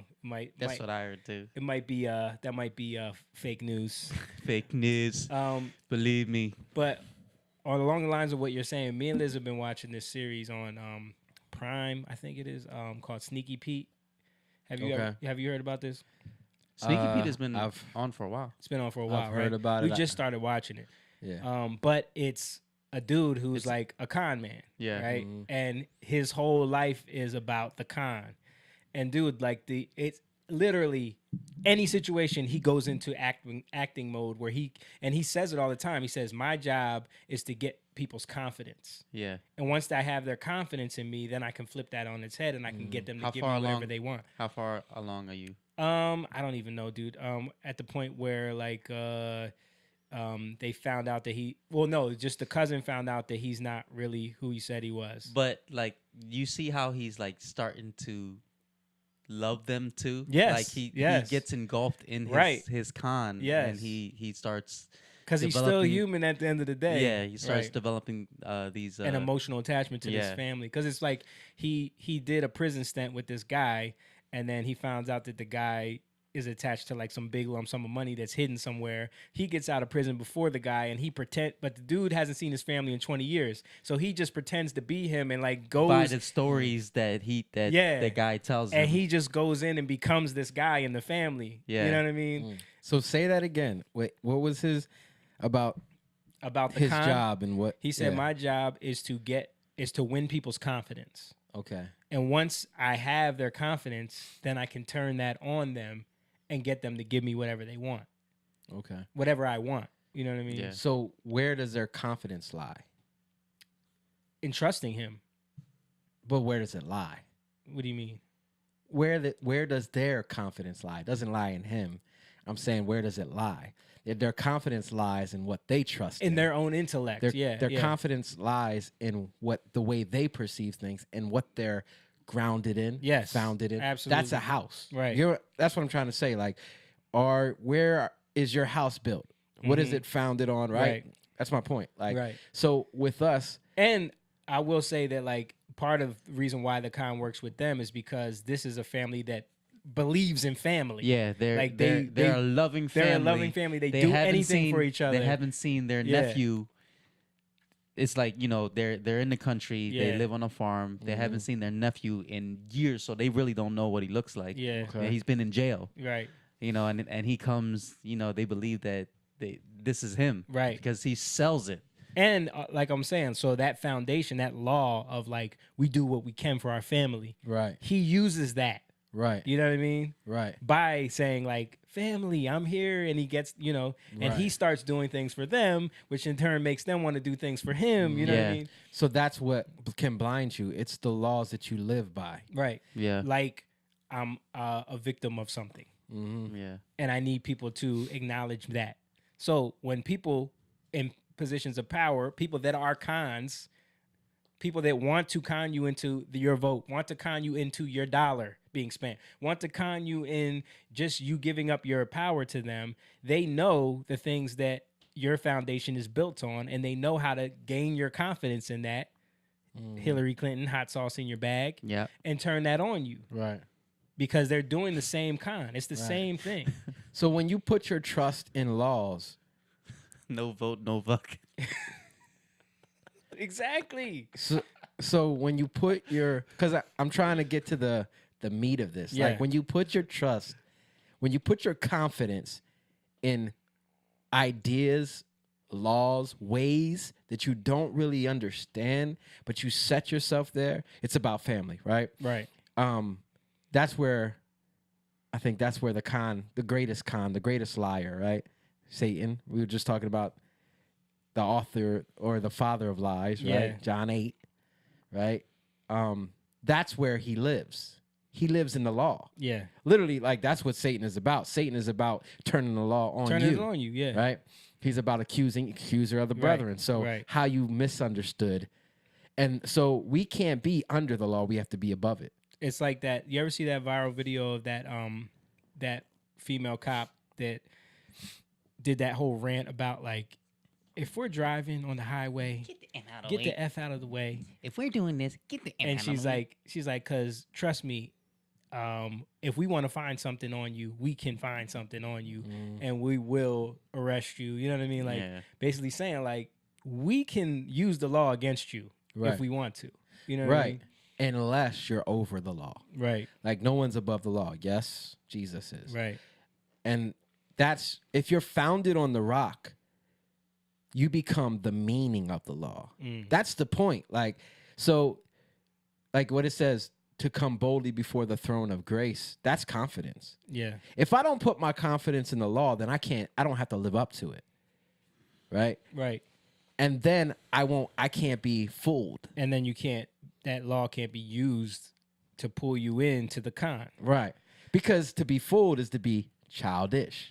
To be childish is to be acting. Because childish kids act like they know what they're talking about, and they don't. Right. They play like they're moms and dads and doctors and fire, police officers, but they don't really know how to be those things. Right. To know it, you have to carry the meaning of it. They know the surface. They know the level of it. surface level. So that's like trying to live up to the law. Right. Right. You can't, if you try to live up to the law, you'll never have the meaning of the law. But when you lay down your life in God, like what does it say? To build the house on the rock. Yeah. Right.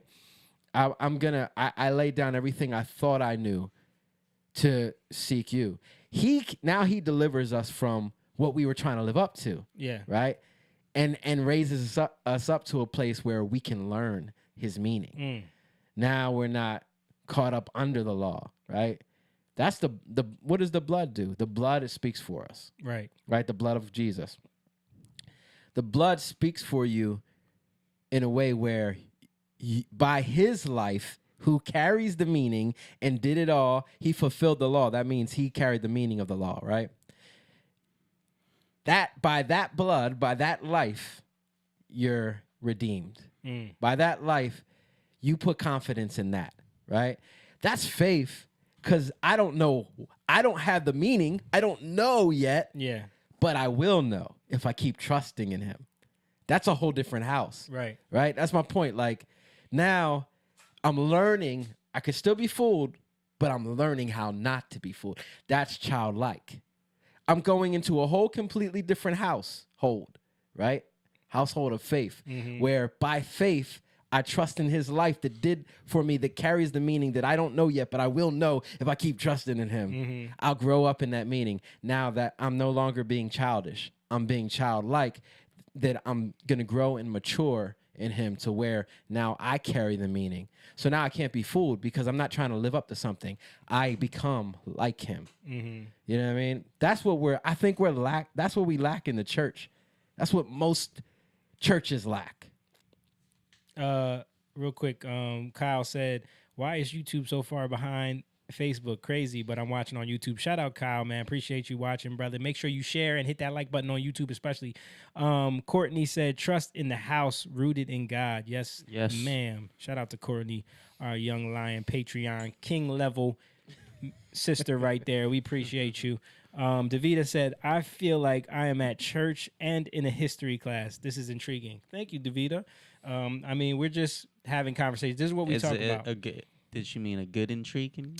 Hey, listen, the fact that she feels like she's getting anything, she said church and history class, so hopefully she's getting something, some type of learning from this.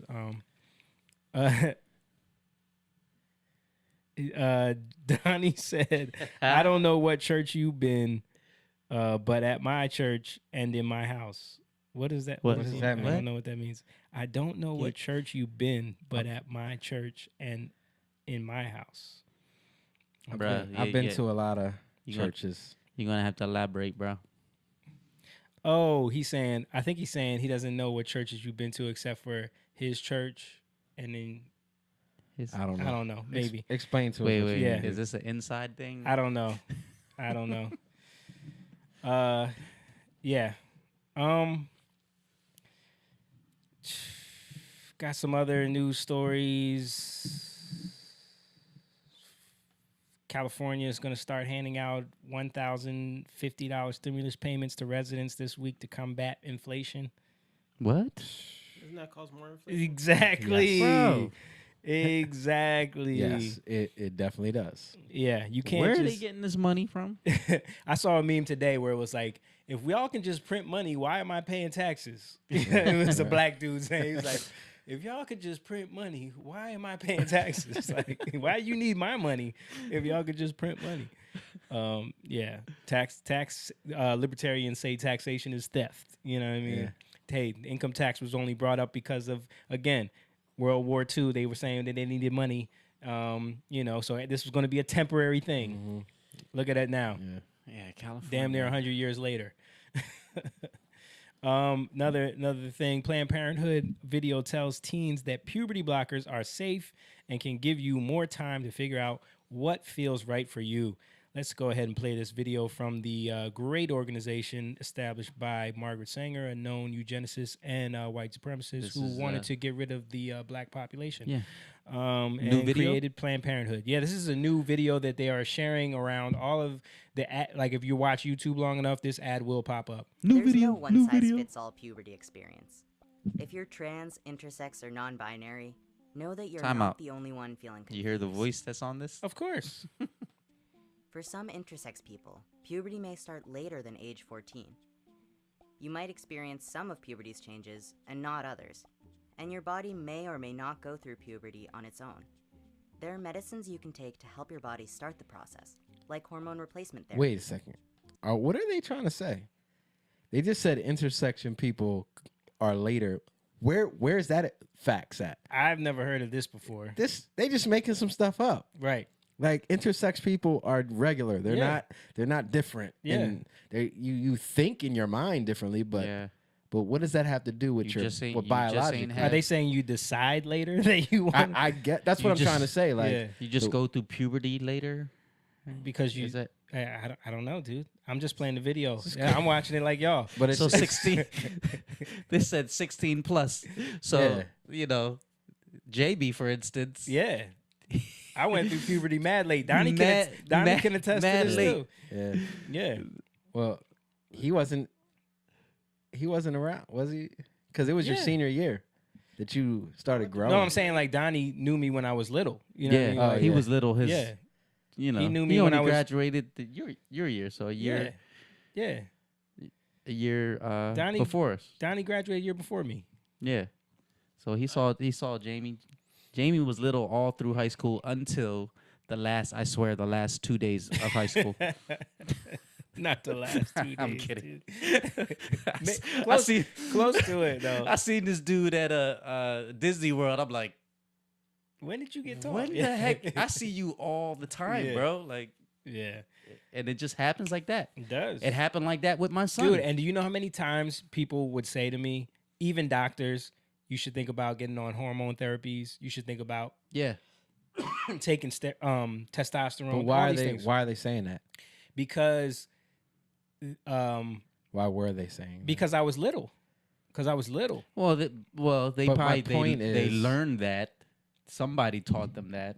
You Well, know, because- this is how we fix this. Doctors' jobs is to prescribe pharmaceuticals. That's that's what my it money. is now. Yeah. Money. And for money. Yeah. Right? They're always looking at the bottom line. Right. Like, that's why they're taught.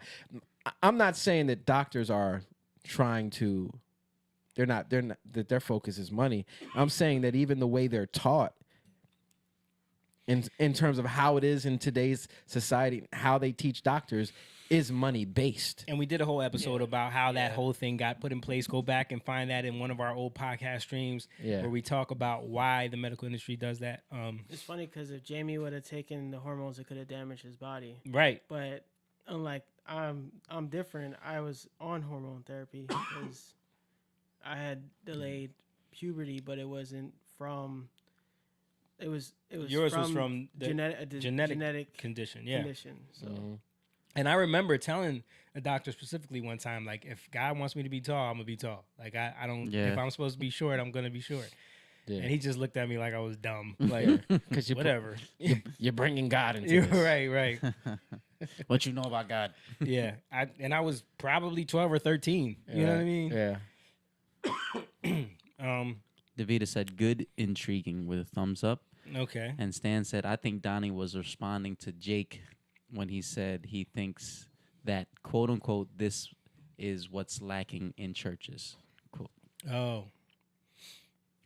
You can't speak to what's in churches, bro. Okay. Let's keep this video going, though, because we only watched like 2 seconds. Some people decide on hormones or surgeries to help their bodies match up to their gender identity, or how they feel inside about themselves. Your gender identity is real. You should be the one to decide what changes you want to make to your body. If you're transgender or non-binary, you Look may at find this that music. your puberty experiences don't line up with your gender identity, or how you see yourself. That feeling can be uncomfortable, scary, and stressful. If that sounds like you, know that you're not alone. There are medicines you can take to delay puberty for a while. They're called puberty blockers, and they work like a stop sign by halting the hormones testosterone and estrogen that cause puberty. At least they didn't say a pause sign like they usually do. Because what we're finding out is that it does actually stop.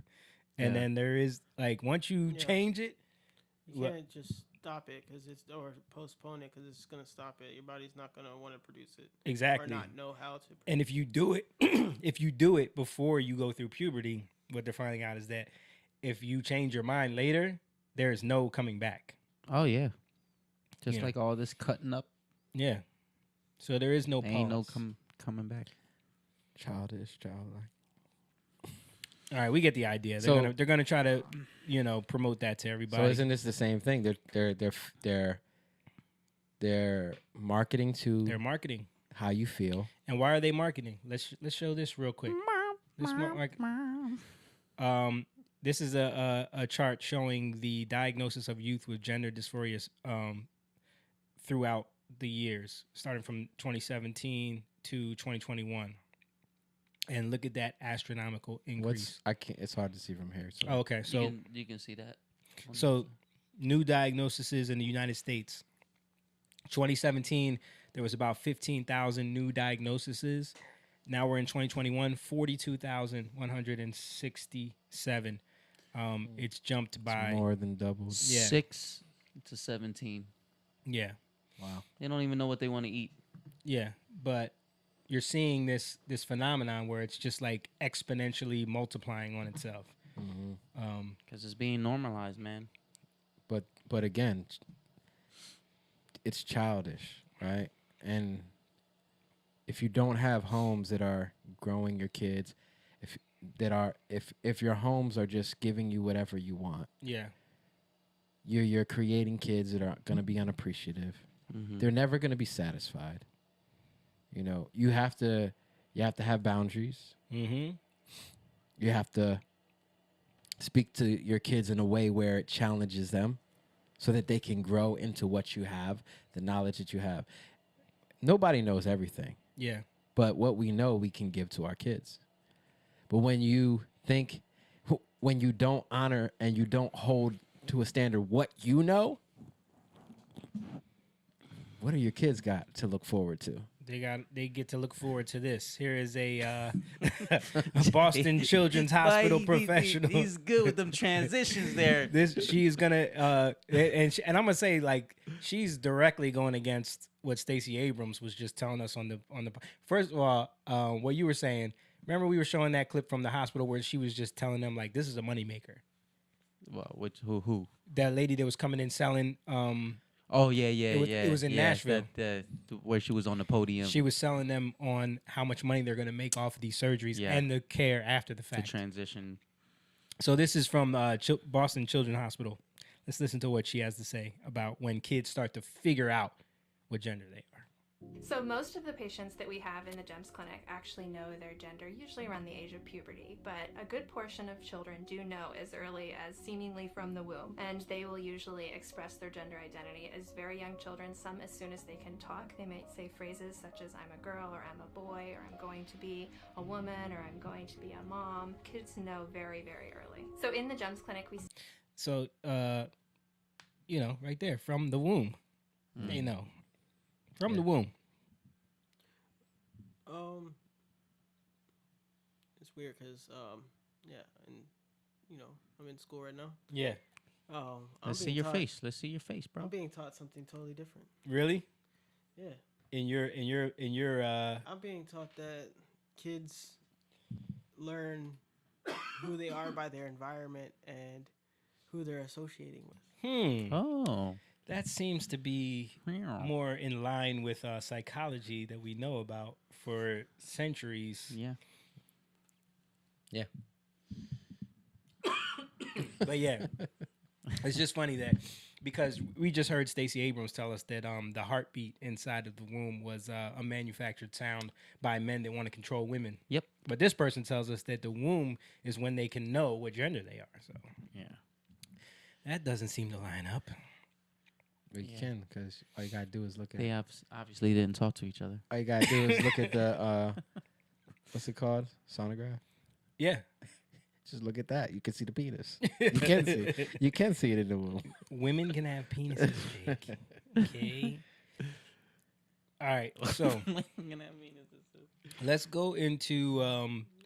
So you got some clips from this week. There was a huge thing that happened where Andrew Tate was on an interview with Pierce Morgan, and they had it out, this long form interview, because we don't Andrew play Tate, the whole thing, are we?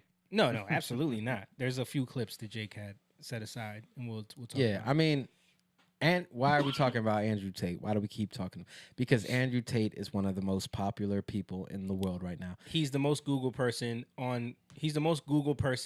period right now, more than anyone else. Donald Trump, anybody. He's the most famous person in the world right now, and a lot of young people are following this dude. Right. A lot of young people. Pierce Morgan even admitted it in the interview that like his sons both follow him, and that's why he wanted to talk to him, because he was arguing with his sons about the stuff that he says. Right. You know what I mean? So, and then he's been banned from everything. There's a huge controversy. And I hear a lot from like people my age and a little bit younger. They say like I don't care if I don't care if the stuff he says is true or not true. He's hilarious. Yeah, that's what they're saying. And that's another reason why he takes that approach with the things that he says. Like, of course, Pierce is going to try to hold him to his feet to the fire about a lot of different things. But I think he says things in the way that he does because he knows in a social media climate you have to be kind of a little bit of a troll in order to be shared. You know what I mean? Like when you look at Tekashi 6ix9ine or even Trump or even like a lot of these politicians now, they have to be trolls on Twitter to get any look at AOC. Yeah. You know what I mean? Yeah. But anyway. Two words. Let's go, Brandon. Yeah. And then, dude, that thing got over 100,000 likes on Twitter. 3 words, buddy. Get it right. You're stupid. But if you search 2 words on Twitter, her tweet comes up before the clip of Biden. Of Biden. Disrespecting our president, bro. All right, let's play this. Yeah. I'm trying to work out who Andrew Tate is and what you actually believe. I don't want to twist anything at all. Then let me make it very, very clear to the camera. I believe a woman is given to the man in marriage. I believe that. I also believe a man has a duty to protect and provide for her. I believe a man should lay down his life if something happens or his wife's life is threatened. I believe that women and children first are on the lifeboats. But men, I believe that men. But a man doesn't own a woman. It's not. No. It's unless okay. they literally buy them as a slave. Well, obviously, we're not talking about that. We're talking about religious, biblical marriage. We're talking about something else.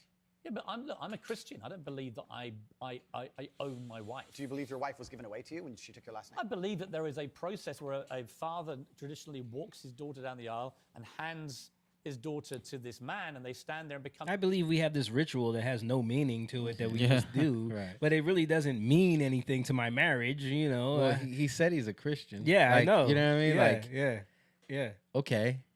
What does that mean? Yeah. You know, that's what I'm saying. What does like, a marriage in a Christian household look like? Yeah. What is that based off of? well, What? I do believe I'm a Christian, Yeah. but it's like nonchalantly you believe. And just to set it up, this is based off of there's a clip that a lot of people use to attack Andrew Tate where he says like, I believe my brother's wife is his property.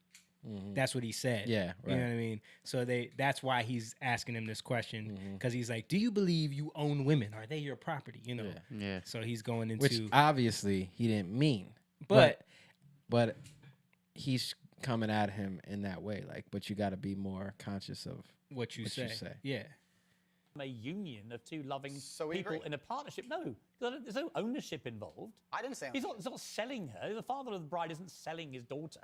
No, absolutely. That's But what property means. It's She not- becomes a it's not member like of a your house, family. is it? I think we're arguing over semantics. We're That's not, what though, we're because fundamentally, I don't believe a man owns a woman. You do. Well, I don't think a man owns any sovereign individual. I don't think we live in the world of slavery. I don't own any man or any woman. Right. Nobody owns But when you anybody. use phrases like property, that's what you imply. I understand. And so my point again is, you're a smart guy, right? Correct, There's no denying that. You're smart. You're a good talker. I've seen a lot of the stuff.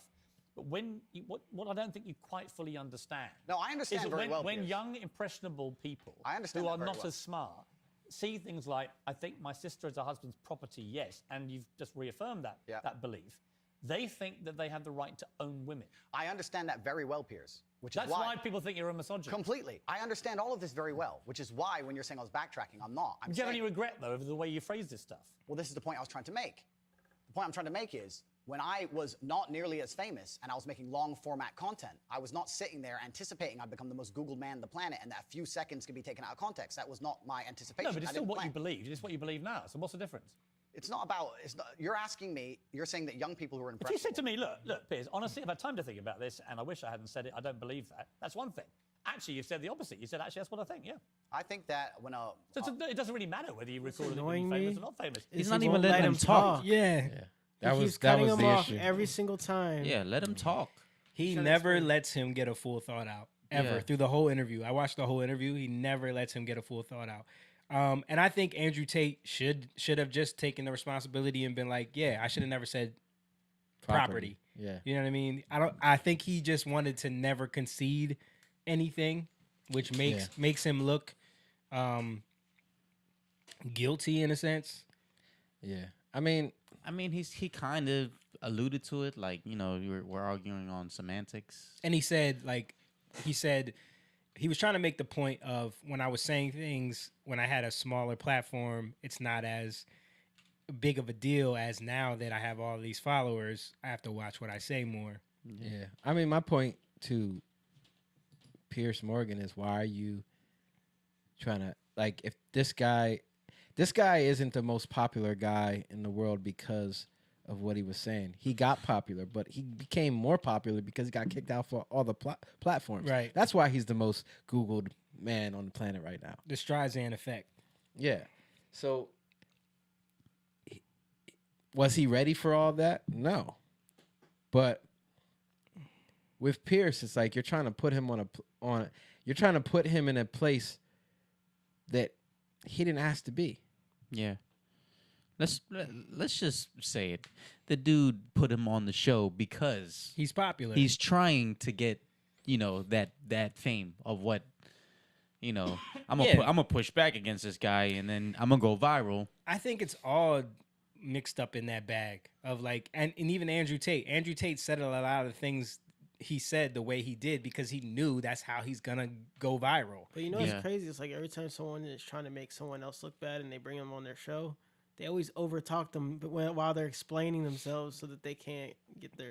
It's a normal tactic of journalists because they have to seem like they're the one they're in control, winning the conversation at all times. That's because that's the reason why I have this show is because I'm able to beat everybody. Yeah. So anytime Andrew started making a point, he would literally cut him off and change the subject. Yeah. Like that's what he would do. And bring it back to, their property. Yeah. So I think I think what I'm saying is they're giving him more credit than he needs to have. Yeah. Andrew Tate. Yeah. Like, dude don't know what he's really doing. You know what I mean? Yeah. So why are you? I don't think they think people are following him because he's some kind of like spiritual guru or he's like this leader that's guiding men into their ideology. Yeah. That the people are following him because he's funny. And he makes sense as he's funny. Yeah. He's saying things that are overtly like just true, but he's saying them in a funny, bombastic way. Yeah. That's what goes viral on the internet. Right. He's cutting through the noise. Yeah. Davita said there's a show on TLC about this called I Am Jazz. Oh, she's talking about the yeah. And he's not just like famous in the U.S. He's like famous everywhere. Yeah. He's the most Googled person in the world. I got like friends in UK, and they always talk about Andrew Tate. Yeah. All right, let's keep going. Next video. You went on to say about authority over women. If I have a responsibility over her, I must have a degree of authority. Yeah. For the same reason, if I have responsibility over and people are going to use their mind, it's an example, an analogy. Responsibility over a child, I have to have some authority. Yeah. So you believe as part of your ownership or your property of the woman, there you you go, authority same over thing. No, I believe if you have that's what you said.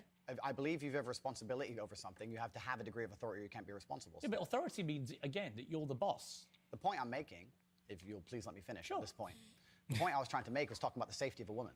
She was walking alone at night, and I was saying, well, I wouldn't let my woman walk alone at night. And they said, well, you're not in charge of her. You don't get to decide what she does. I said, I understand, but if I'm responsible for her safety, and I'm the person who's burdened with making sure she is safe, I have to have the authority to say, don't put yourself in unsafe situations. The two things are linked. Well, you don't have authority. You can absolutely have the right to say to the woman you're with, I don't think you should, but ultimately... If she decides, then I can't force her. Right, so authority implies that you have the ability to control someone. No, authority implies that I have the moral right to sit and say that that's an irresponsible thing to do, and I'm responsible for That's not what authority means. Well, I'm not going to... If you think I'm going to lock somebody up in their room, is that what you're implying? No, I just think... you can't do certain things that are not... Like, if they're legal, like, they can't tell you can't do that. So, like, authority does mean what he's trying to explain. Yeah. And in a relationship with someone, there is a level of authority you guys have over each other. Yeah. You know what I mean? Like, I wish he would have articulated that. It's like, you can't just once you decide that we're going to be in an exclusive relationship or we're going to be in a relationship, there's certain things that come along with that. Where it's like, we're both agreeing to the fact that like, you don't get to do whatever you want. I don't get to do whatever I want. I can tell you, no, you're not doing that. You can tell me, no, you're not doing It's that. honor. Yeah. Now, if we decide to then go and do what we want anyway, that voids that contract of the relationship. You know what I mean? He might see authority a different way because his production is forcing him to put these points across. So then he's like, authorities this way. Yeah. You know? Well, he goes on to talk about like how that's misogynist to think in that way. Yeah. And the way he's saying, he's like, you don't. I don't think you understand what authority means. Yeah. That's what Pierce is saying. He says you don't understand the definition of authority. Yeah. So I wanted to bring up the definition of authority real quick. So authority is the power or right to give orders, Mm. make decisions, enforce obedience, power to influence or command thought, opinion, or behavior. Mhm. Now, if you look at the etymology of authority, it comes from the Latin word actoritatem. Okay. or act, or there's another word, actoritas, which means invention, advice, option, or sorry, not option, opinion, influence, or command. Okay. And then it comes from the word auctor, which is author, which is the same thing as author, master, leader. Authority. Yeah. Authority. Yeah. So Influencer. if you look at the way the Bible, God's not the author of confusion. Yeah. Right. Or a father is the same thing. Father is a founder. Right. So a founder, an author is a founder, a leader. Like it says in Hebrews that, read this real quick. Hebrews 5, it says, though he was a son, talking about Jesus, he learned obedience, right? So this is like the way we're supposed to follow Jesus. Right. Though he was a son, he learned obedience by the things which he suffered. So suffering is key, right? And having been perfected, he became the author of eternal salvation. So that means he became the leader, the authority on salvation through what he suffered. Right. He learned obedience. To be so that being an authority in something, you got to be willing to lay down your life. Right? There's no greater love than you lay down your life for your friend. Husbands, love your wives as Christ suffered, love the church. Right. So as you suffer for people and as you're willing, you're laying yourself down. Well, that's in kind authority. of what he's saying. If I'm willing to lay down my life to protect you, Right. I have to have some authority over what positions you put me in to lay down my life. You Right. know what I mean? Yeah. You're setting yourself in authority. Yeah. It's even connected to the head. The husband is the head over the household, right? Right. The head of the house. So where the head goes, the body goes. So the way you think, right? What you're focusing on. Right. So it's actually, it's not see, people call it misogynist because, oh, that's so prideful. That's misogynist. Right. It's actually the complete opposite.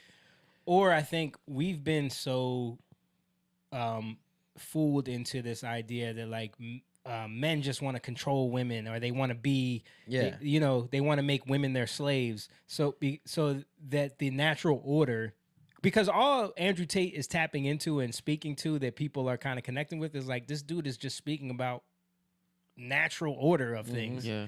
And like that hits a certain nerve for people. Yeah. Like I don't think he fully understands. Exactly. It's a very surface level version of it. But I'm saying he's tapping into it in a way where it resonates with people inside of them, and they're like, yeah, he's making sense. Yeah. But a lot of women and a lot of people on that, feminist kind of train have been so programmed to believe that this type of language is going to bring us back to Handmaid's Tale. You know what I mean? Yeah. Or something like that. And there is ignorance in because you look at in Ephesians 5, it says husbands love your wives as Christ loved the church, but it says wives submit to your husbands. Yeah. Right. So when you hear that like triggers women a lot of times. Yeah. Wives that submit word to your submit. husbands. Yeah. But why? Because he's laying down his life. Mhm. So the order of things is what's key. The head is key because the head is always what comes into the understanding of a thing, right? It's not a woman's job to come into the understanding because you got to suffer and lay down your life, right? Yeah. That's not a woman's job. A woman's job is to submit to that suffering. Right. He did it for you. You don't have to do it. So, that's why it says the first shall be last. Okay, you want to be the best? The disciples, they're like, oh, you want to be the greatest? Yeah. You got to be the least. Right. You know, and you're gonna be the least appreciated. yeah, and that's taking on more responsibility. Right. Right. So that's the point. Right. If you want to be the greatest, and yeah, there are people who are childish in terms of how they think, right? And I think that Andrew Tate is kind of like on that, bordering on that, where it's like, no, you need to submit to me, woman. I'm not saying he's there, but I'm Yeah. saying like people, oh, you need, because the Bible says submit, you better submit. Yeah. And then you go to beating your wife, like, or you just want to verbally, control. Yeah. yeah, or Yeah. just you're saying it to control her. Whatever I say, you do. Yeah. No, how do you get them to submit? You lay down your life. Yeah. You love them by laying down your life. Right. So the order is we have to be responsible Yeah. by laying down our life so that they can see that love and submit, right? So if we don't get that, we'll miss it. So and that's childish, because you're trying, the person who's saying you need to submit to me without understanding what that means, a lot of times is childish in understanding, right? The woman who doesn't want to submit is childish in understanding. Both of those things, you need to grow up, right? You need to grow up. So it's funny because if you can mature physically, but not mature mentally. Yeah. You can mature at a certain age, have a baby, but are you ready to care for that baby? Nope. No. That's why women could be a lot younger than men, right? In terms of, like, even back in the day, biblically, like, you could have a girl or woman who's like 16, 17, getting married to like a 30-something-year-old, right? But because she submitted and she's learned submission her whole life and how to be prepared for marriage, right? She's able to deal with it in the right way, right? But because the husband takes the blunt or he takes most of that burden, right? He takes most of that responsibility. He's got to be older. He's got to be able to go through things and learn a process to be able to now take care of somebody. Now, we're not promoting that. Jake's referring to back in the day. Yeah. So don't be cutting clips up. Well, yeah, but that's a whole different mindset because we it's the way we think. Like now we automatically go to these things that you have to be, don't you have to be mature enough to even mentally be able to deal with sex?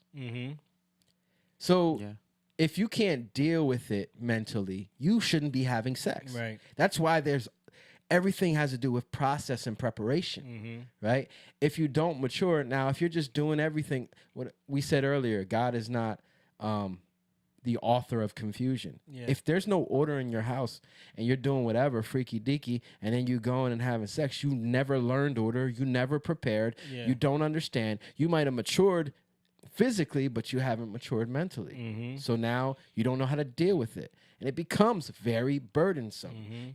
And that's how people have depression, anxiety, postpartum disorders, like all these things come because we don't know how we've taken away from the simplicity of order and preparation, that God gave us. Yep. You know what I mean?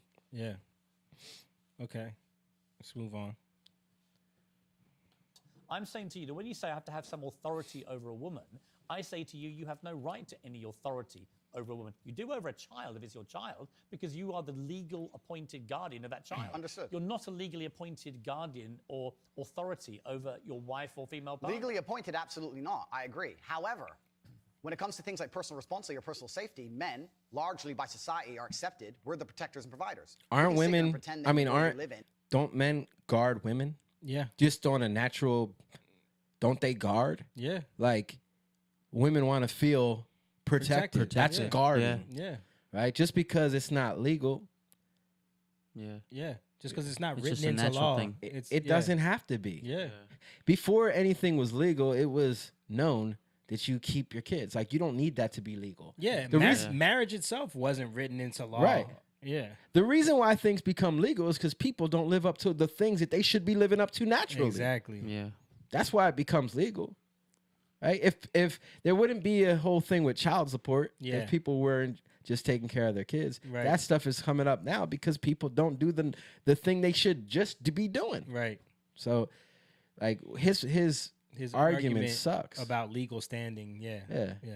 Don't make no If sense. me and my wife were walking down the street and men were to come up and try and attack us, I wouldn't be the one fighting. But we both know in reality I would. Right. I have a degree of responsibility to protect her. So if I have a degree of responsibility to protect her physically, then the point I'm trying to make is I will do my best to make sure she's never putting herself in unsafe Do you wish you hadn't used the word authority? The authority is something that she would give to me. She would come to me and say, how can I make sure I'm as safe as possible? But I don't want to interrupt you. I just want to point out that's not what authority means.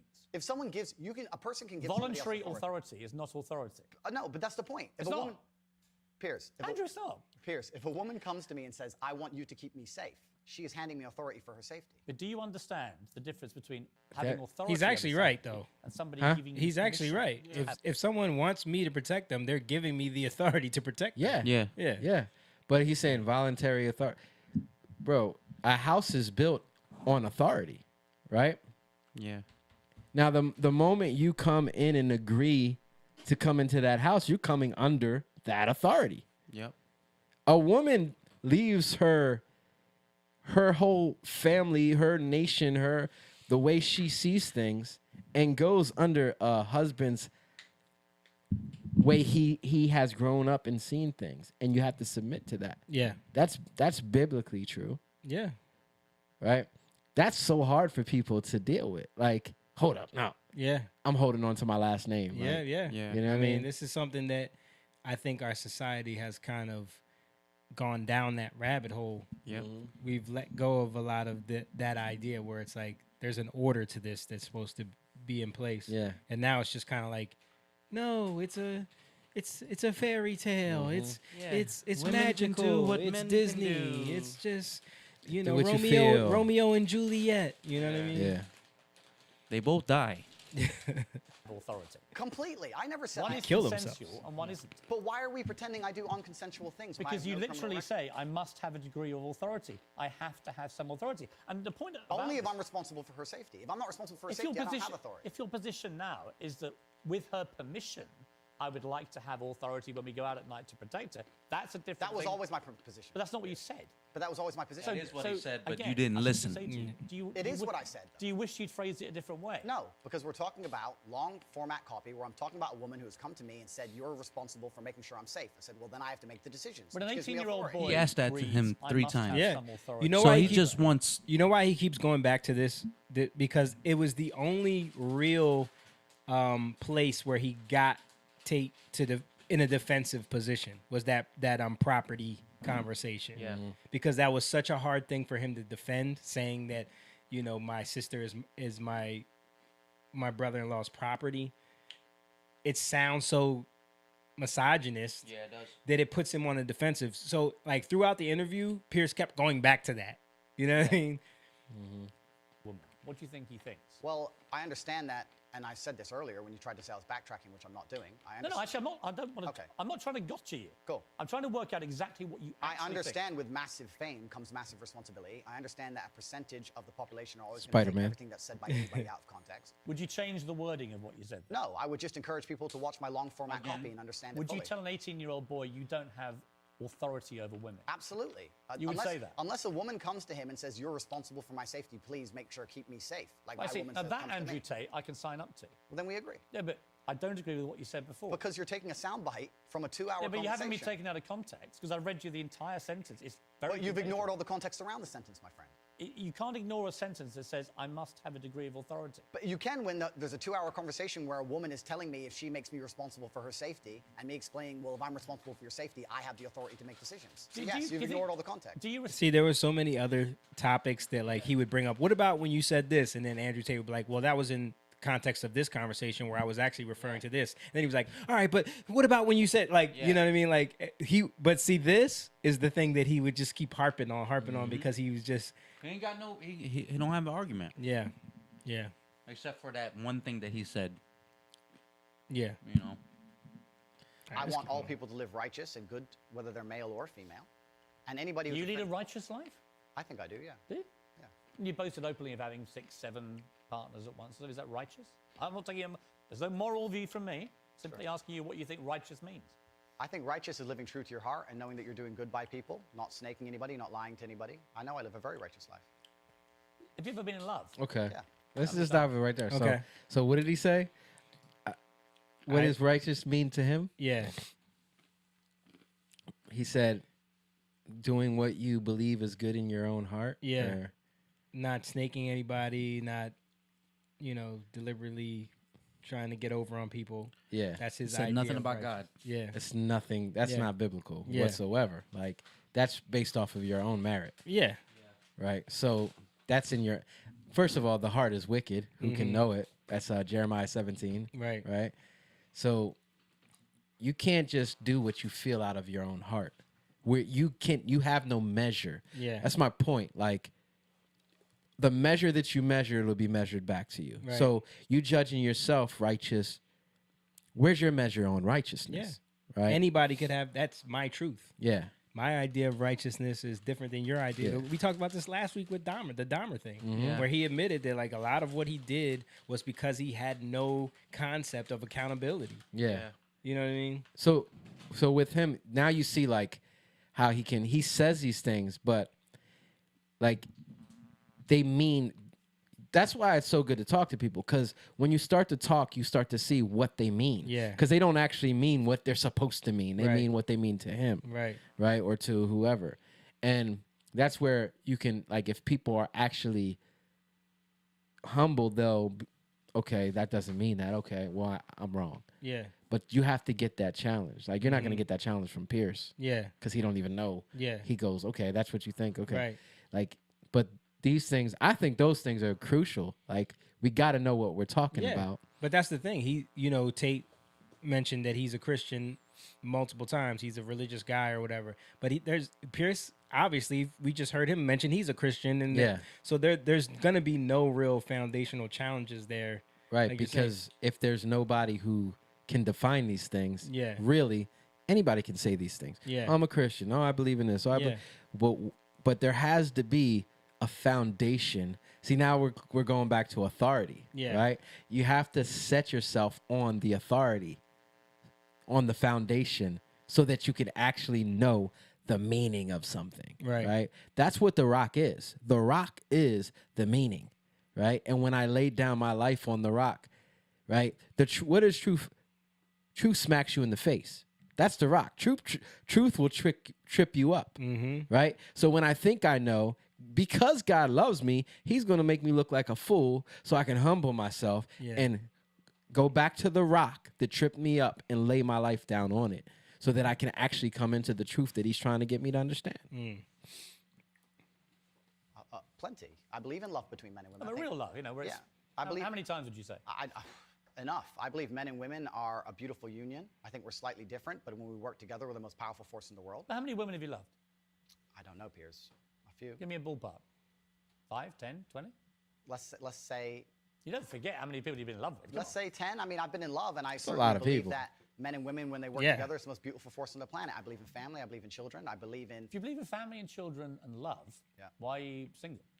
I'm not single. Well, you're not married. That's what I mean. Well, if I was married, the last thing I would do is advertise it to the feral psychopaths on the internet. So I'm not a feral psychopath. Well, You called me friend earlier. Can be debated, Piers. But the point the point I'm making as a whole is that all of these. Do you want to get married? Is my point. No, but let's please for a You second. don't or you do? Let's please for a second, because you've interrupted me so many times. I've failed to. Well, actually, I've only interrupted you, just to be clear, when you actually answered a different question. Cool. Well, then on all these Finish points at you're all. making- No. On all these points you're making on repeat, you're taking these sentences and on repeat you're using you're weaponizing them against me. I'm I not understand. weaponizing anything. Okay, it's fine. No. The You're point- weaponizing the weaponizing, which No doesn't problem. exist. No problem. But You the- said to me, come on, What? bring it on, read out all the things that you think are blatant misogyny. All I've done is literally read out all the things we identified from all the research that I thought were blatantly misogynist and Understood. giving you the chance to respond. And the only time I've interrupted you is when you've tried to answer a completely different question. Understood, Piers. But these things Really? were said Yeah. in large context where often I'm talking about how, for example, on the same podcast where you've read one of them sentences from, I was talking about how it's a man's duty to die by a woman. And the guy asked me, he said, if 10 men with knives attacked your woman, wouldn't you just...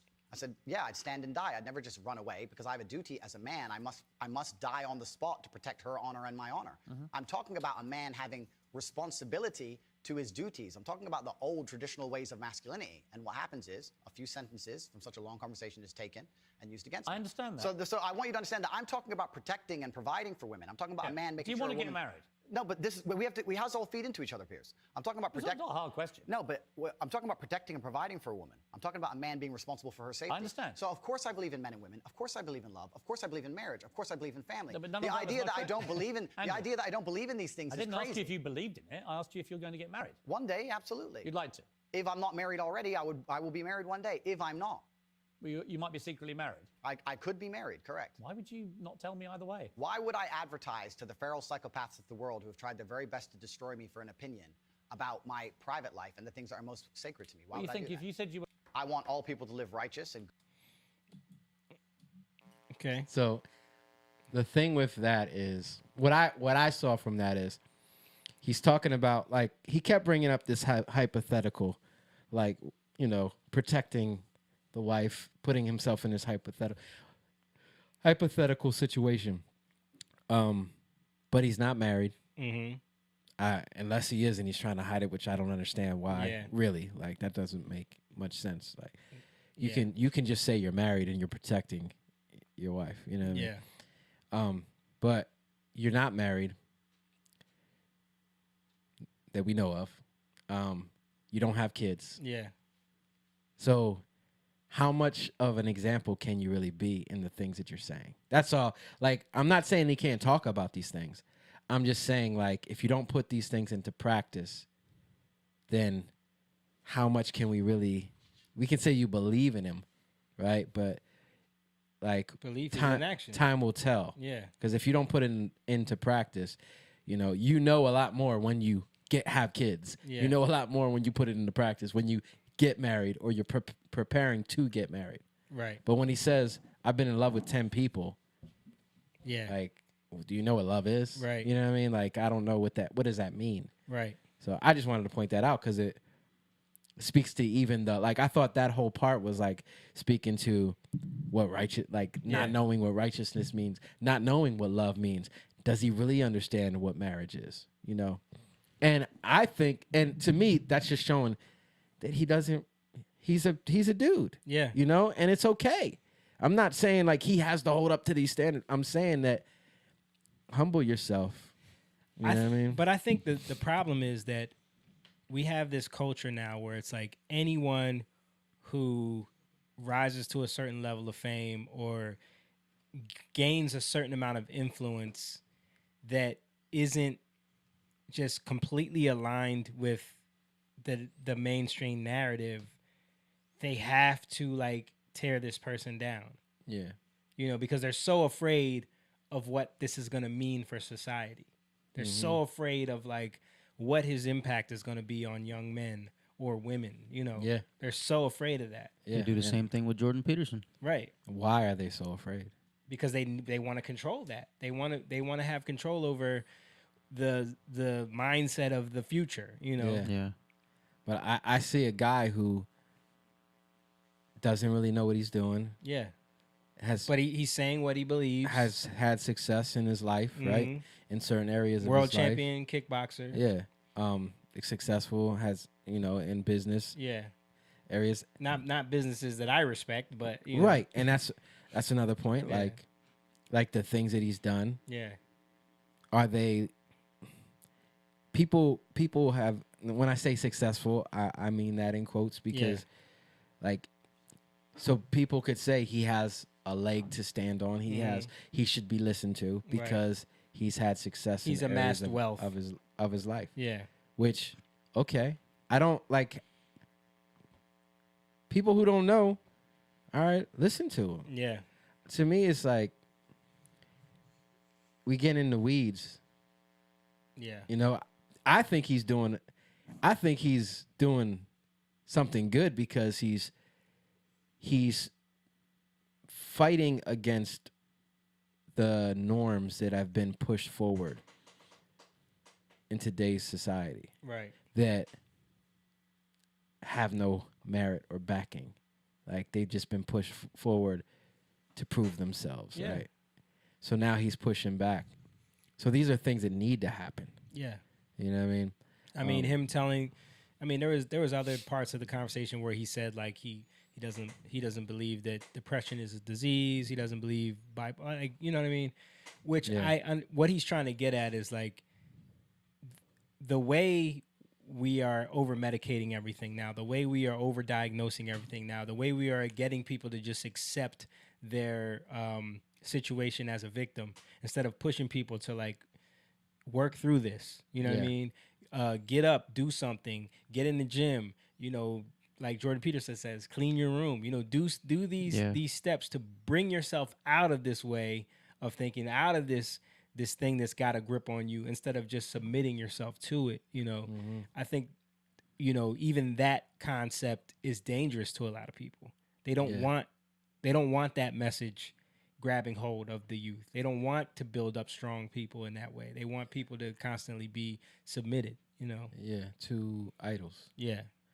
To the ways they see things. I mean, you can even, like, you look at Andrew Tate, you can make an idol out of him, right? And I think that's what a lot of people do. I think we've even been programmed to do that in society. Yeah. American Idol, like, to look at people and say, oh, everything they say is right. Yeah. Like, but that's Andrew Tate or Jordan Peterson, that's Jordan Peterson or whoever like, we worship. Oh, that's Beyonce. You know what I mean? Ja Rule. And we said that earlier. I'm That's gonna call Ja Rule, see what he think about it. Right. But what did you say? That's cultish. Yeah. Right? Yeah. That's cultish. That's idolatry. Right? And so that's where our worship goes. Yeah. I think we need to start paying attention to that's what happened with Obama. Yeah. Right? We need to start paying attention to people when they're saying something, where'd they get it from? Right? What are they grounded in? Where are they getting this information from? What are they founded in? Where, because that's where their authority comes from, right? In these places. Should we be listening to them? I can hear him. I can see where he came up with these ideas, but this isn't somebody that I'm like submitting to in a way where I would submit to him as somebody who has the truth, right? Yeah. I'm not going to do that. But I can listen, I can hear him out. That's different. Right. That's how you build that's how you grow in communion with people. You learn from people. I want to read a comment real quick. David Jameson said, my 11-year-old daughter will be taking blockers since he identifies as a boy. I heard someone say it's irreversible, and that's not true. If you stop taking the blockers, then puberty will start. The part that's irreversible is if he decides to take testosterone. Enjoying the conversation and when you dudes sing. Thanks. Actually, that's not 100% true. Because there's multiple stories of people who went on blockers, especially for males, and there's countless cited situations where this happened, especially for males, where they went on the blockers and it stopped their puberty transition, and then when they decided to go back to being a male, they had micro penises or they couldn't get erections or certain things like that. Side effects to the blockers. It wasn't reversible. And this is still very new. This is new. This is something that we are the experiment. This generation. This generation is the experiment that this is happening on. So whatever they're telling you that it's just pauses it.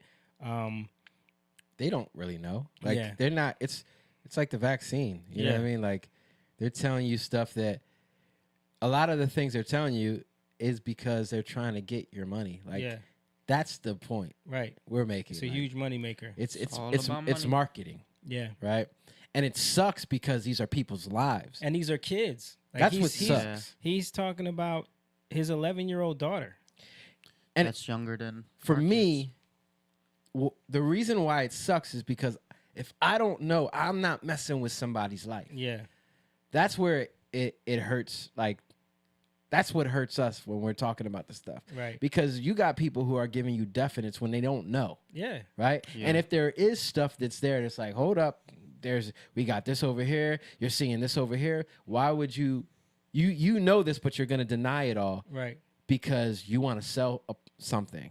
Right. You know what I mean? And when you see that this is being put into the minds of the zeitgeist for social norms so much to kids, that you see it becoming a multiplication of people coming to this conclusion at younger and younger ages. Yeah. I mean, something doesn't sound off about that to you. Like at that age, They just want to for be someone to They decide just want to that be they- accepted, man. Yeah. That's what school was. You wanted to be in that crowd, or people didn't know this. You don't. I say it all the time. They don't even know what they want to eat, but you want to change their Yeah, gender. right. Did y'all see that? You probably didn't. The Instagram thing I put up about like men and women fighting about what they want to eat. Oh yeah, I saw that. Yeah. Okay. I've seen that before. Though. Okay, I never saw it before. I thought it was funny. Yeah.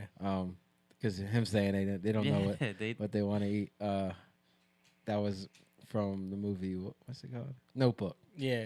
It's like, I don't know what I want. Yeah. Like, What do you want? what do you want? Yeah. Yeah. So yeah, we don't know what we Yeah. want a lot of times. Yeah.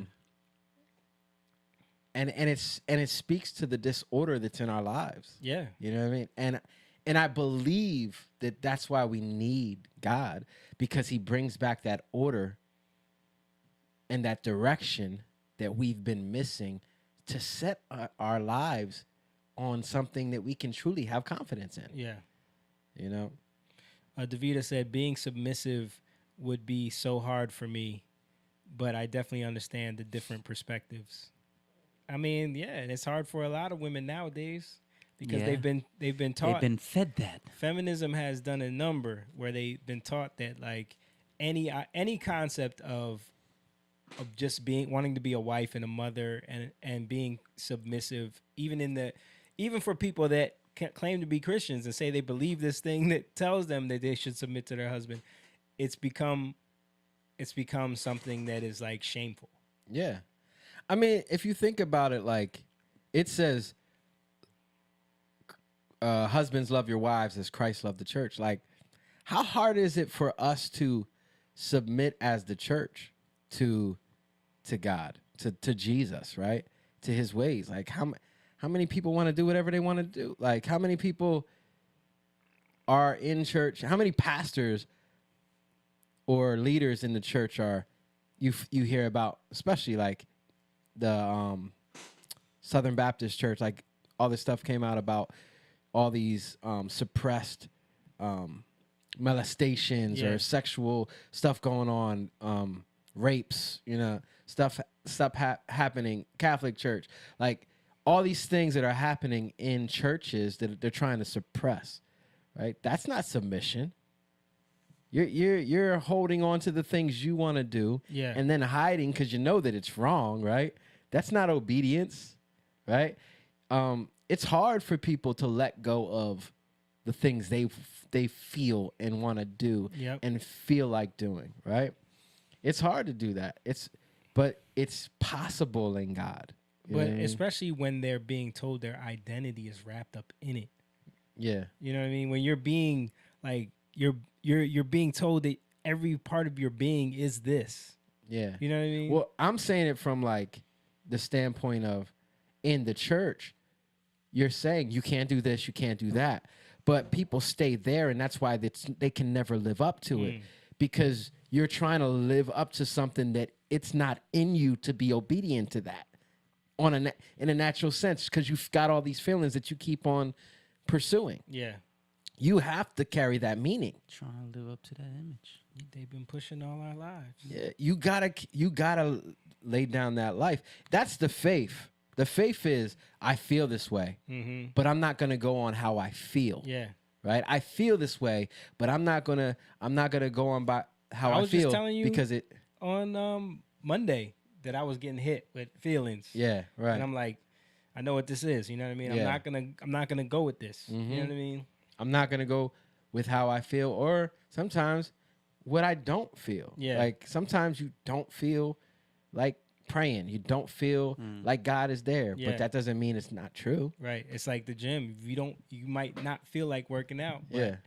You know, if you just do it, you still get those results. Yeah. You know? And that's the sacrifice. Like, Yeah. that's faith. Faith is not what you see. It's not what you feel. It's what you don't see. Right. All right, we got one more video before we wrap this up. You sent me one where it's 50 Cent, and he's addressing. There was a little viral moment in the Black Twitter universe. Yeah. You know, that's a different That's a sect. thing. That's a thing? Yeah, there's Black Twitter and Black Instagram, Black TikTok. You know, if you know, like, there's certain stories that just only live in those spaces. And there was this moment last week where 50 Cent's son was kind of getting clowned for the fact that he went on somebody's live stream and was talking crap on his dad, saying that, like, his dad was only paying, I think it was like $5,000, $6,700, $6,700 or a month, $4,700. It was either one of those numbers. I think it was someone can look it up and yeah, For child support? For child support, he was getting this every month from his dad, and basically saying that, like, no one can live off of that.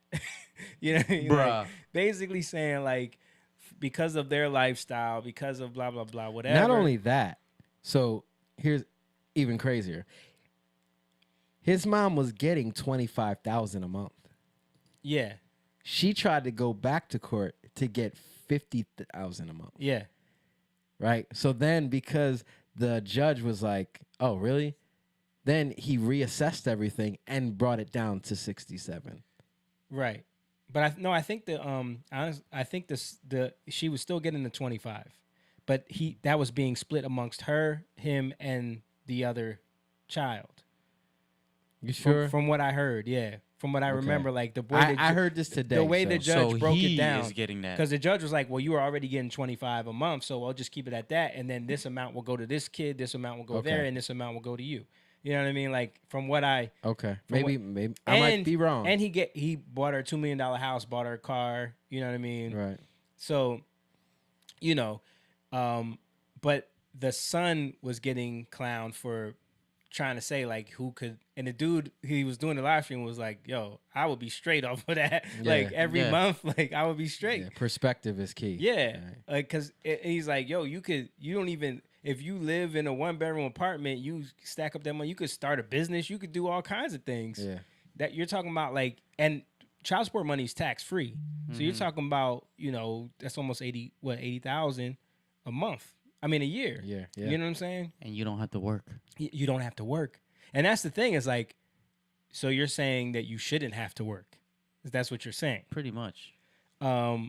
And people were dragging his mom, because his mom came on a live stream later and kind of co-signed and was saying, like, you know, this is all he was giving us. But it's like, yo, but y'all could work.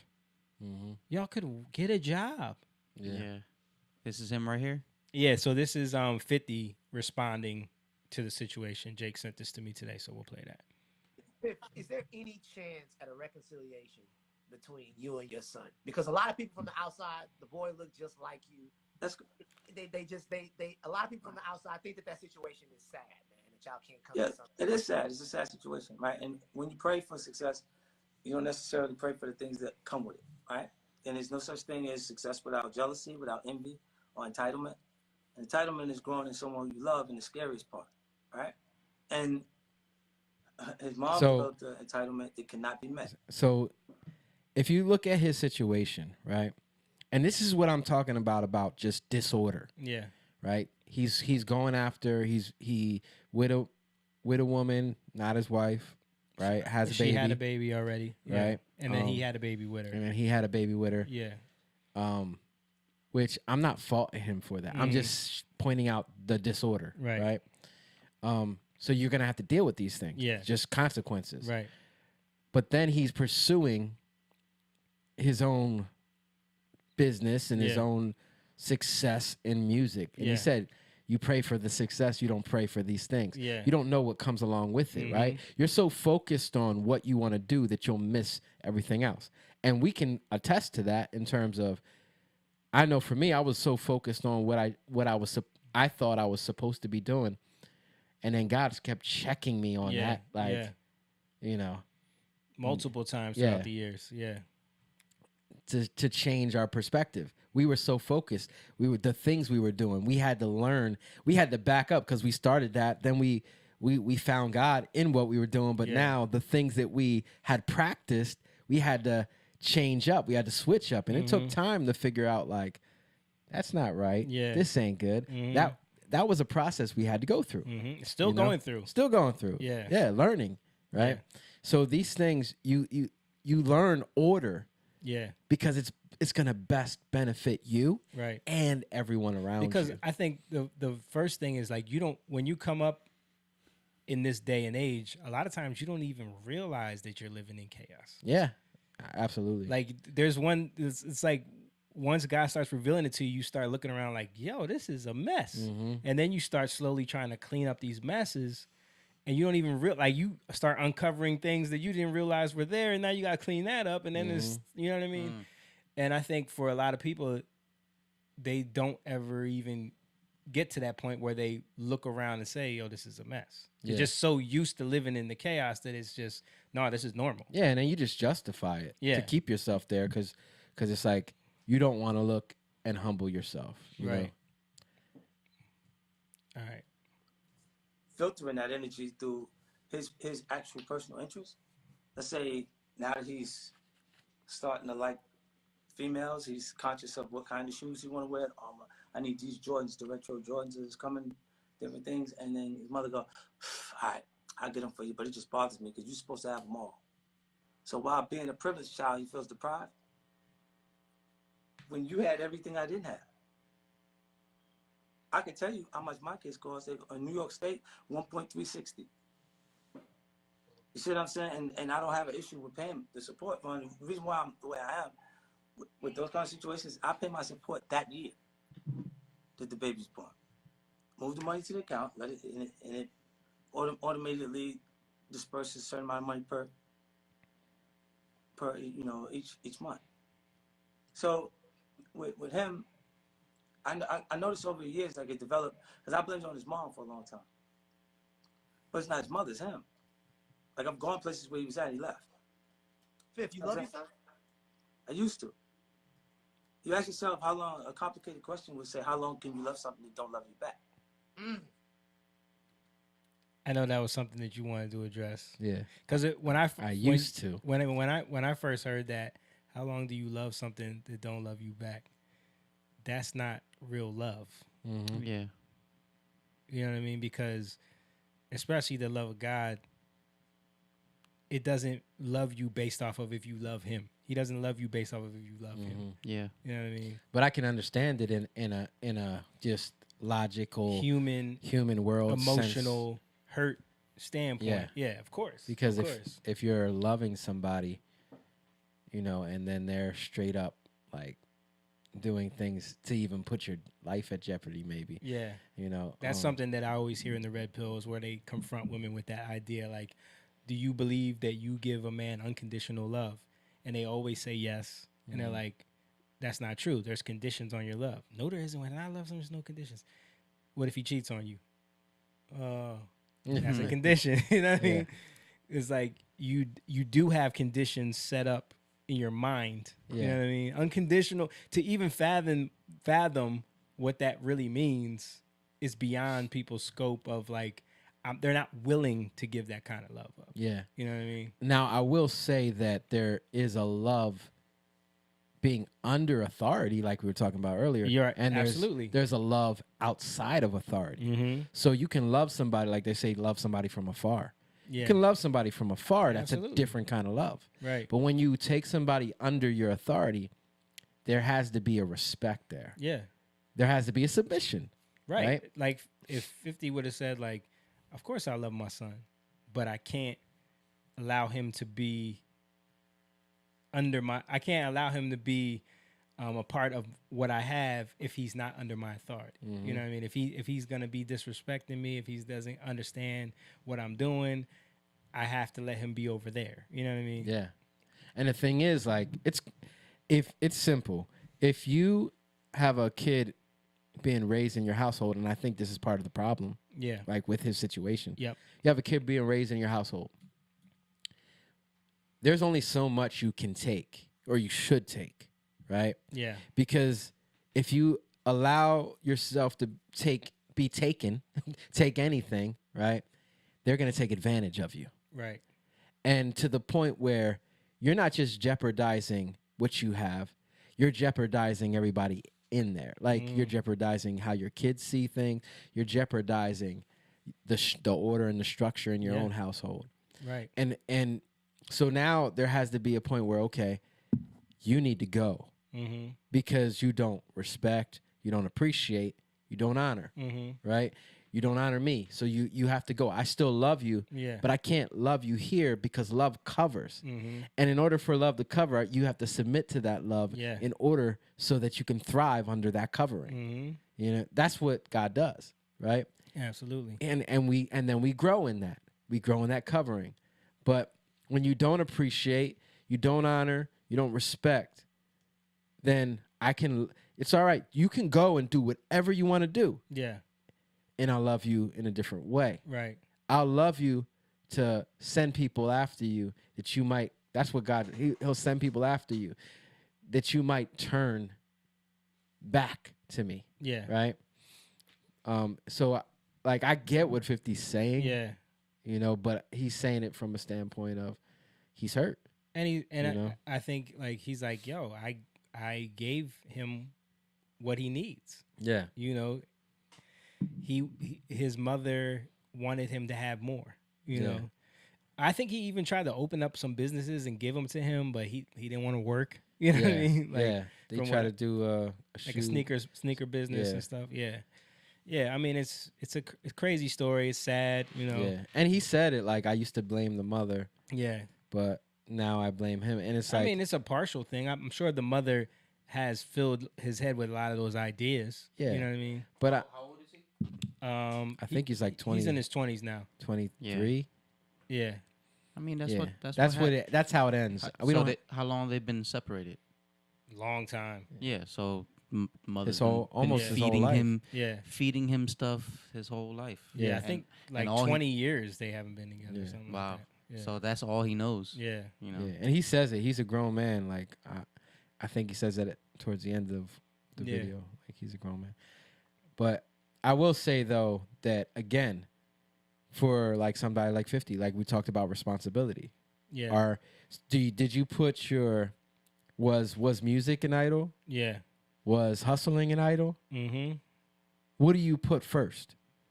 Because if that supersedes your family, well, then you're going to see that in your life. Yeah. You know, what do you put first? Is your family an idol? Yeah. If that supersedes God, that's going to be a problem too. Right. Where do you? Because if you're in fear of losing your family, you're out of order. You're out of order. Yeah. And that's where the devil can work, right? What do you fear? Or do you trust God? Do you put God first that you're not worried about your family? Yeah. You know? That's where the devil tried to accuse Job. Right. Yeah. Yeah, that was the whole thing. Yeah. That's good, man. But I think just to end it with 50, like you have to lay down your life. Like if as a father, that happened, like my dad, our dad, right? Our dad, I think he put music first, right? Absolutely. To the point where we felt a little bit of rejection.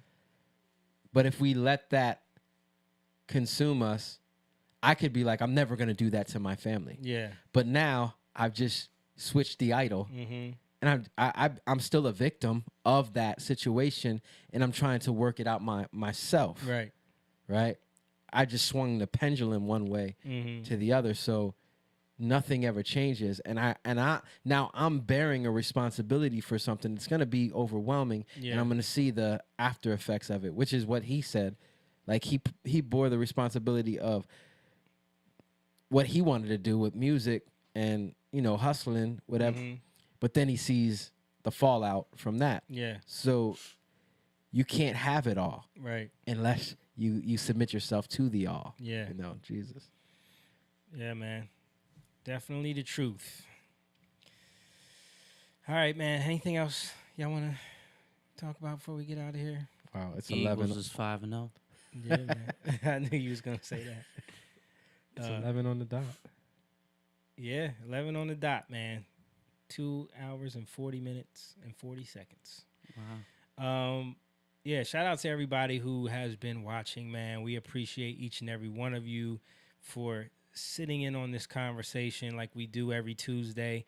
If you want to be a part of it, if you want to join the pride and become a Patreon member, support what we got going on. We're trying to get this message out there for people that understand that these conversations need to happen, even though the algorithm doesn't want it to happen on every single platform, except for maybe Rumble. I mean, we're on there too. But shout out to everybody who's been watching. You can go to patreon.com/youngliontv. Become a Patreon member. Everything that you guys give is going to us getting better equipment. We're looking at upgrading the audio stuff, upgrading some of the video stuff, trying to just make this thing continue to grow, put some money into advertising so we can get the YouTube channel built up. But yeah, other than that, Cash App, Young Lion TV, if you want to throw a little donation, Jatan.com for music and merch. Don't dine and dash. Don't dine and dash, man. Don't be a ninja watcher. Courtney said, That sounds so bad now. John got that in my head. That's what I think of when you guys are like saying that. I'm like, Courtney said, thanks, guys. Always a good, deep, and loving conversation. Thank you, guys. Yeah, thank you, Courtney. We appreciate you. We love you so much. Thank you for being a part of it. And listen, share it. Like the video. Share this with everyone you know that you think needs to hear this conversation, if you're not afraid. And yeah, we'll see you guys next week. We out. Young lion, go live, yeah. Young lion, you rich, yeah. This kingdom has room, yeah. Go and fight people in.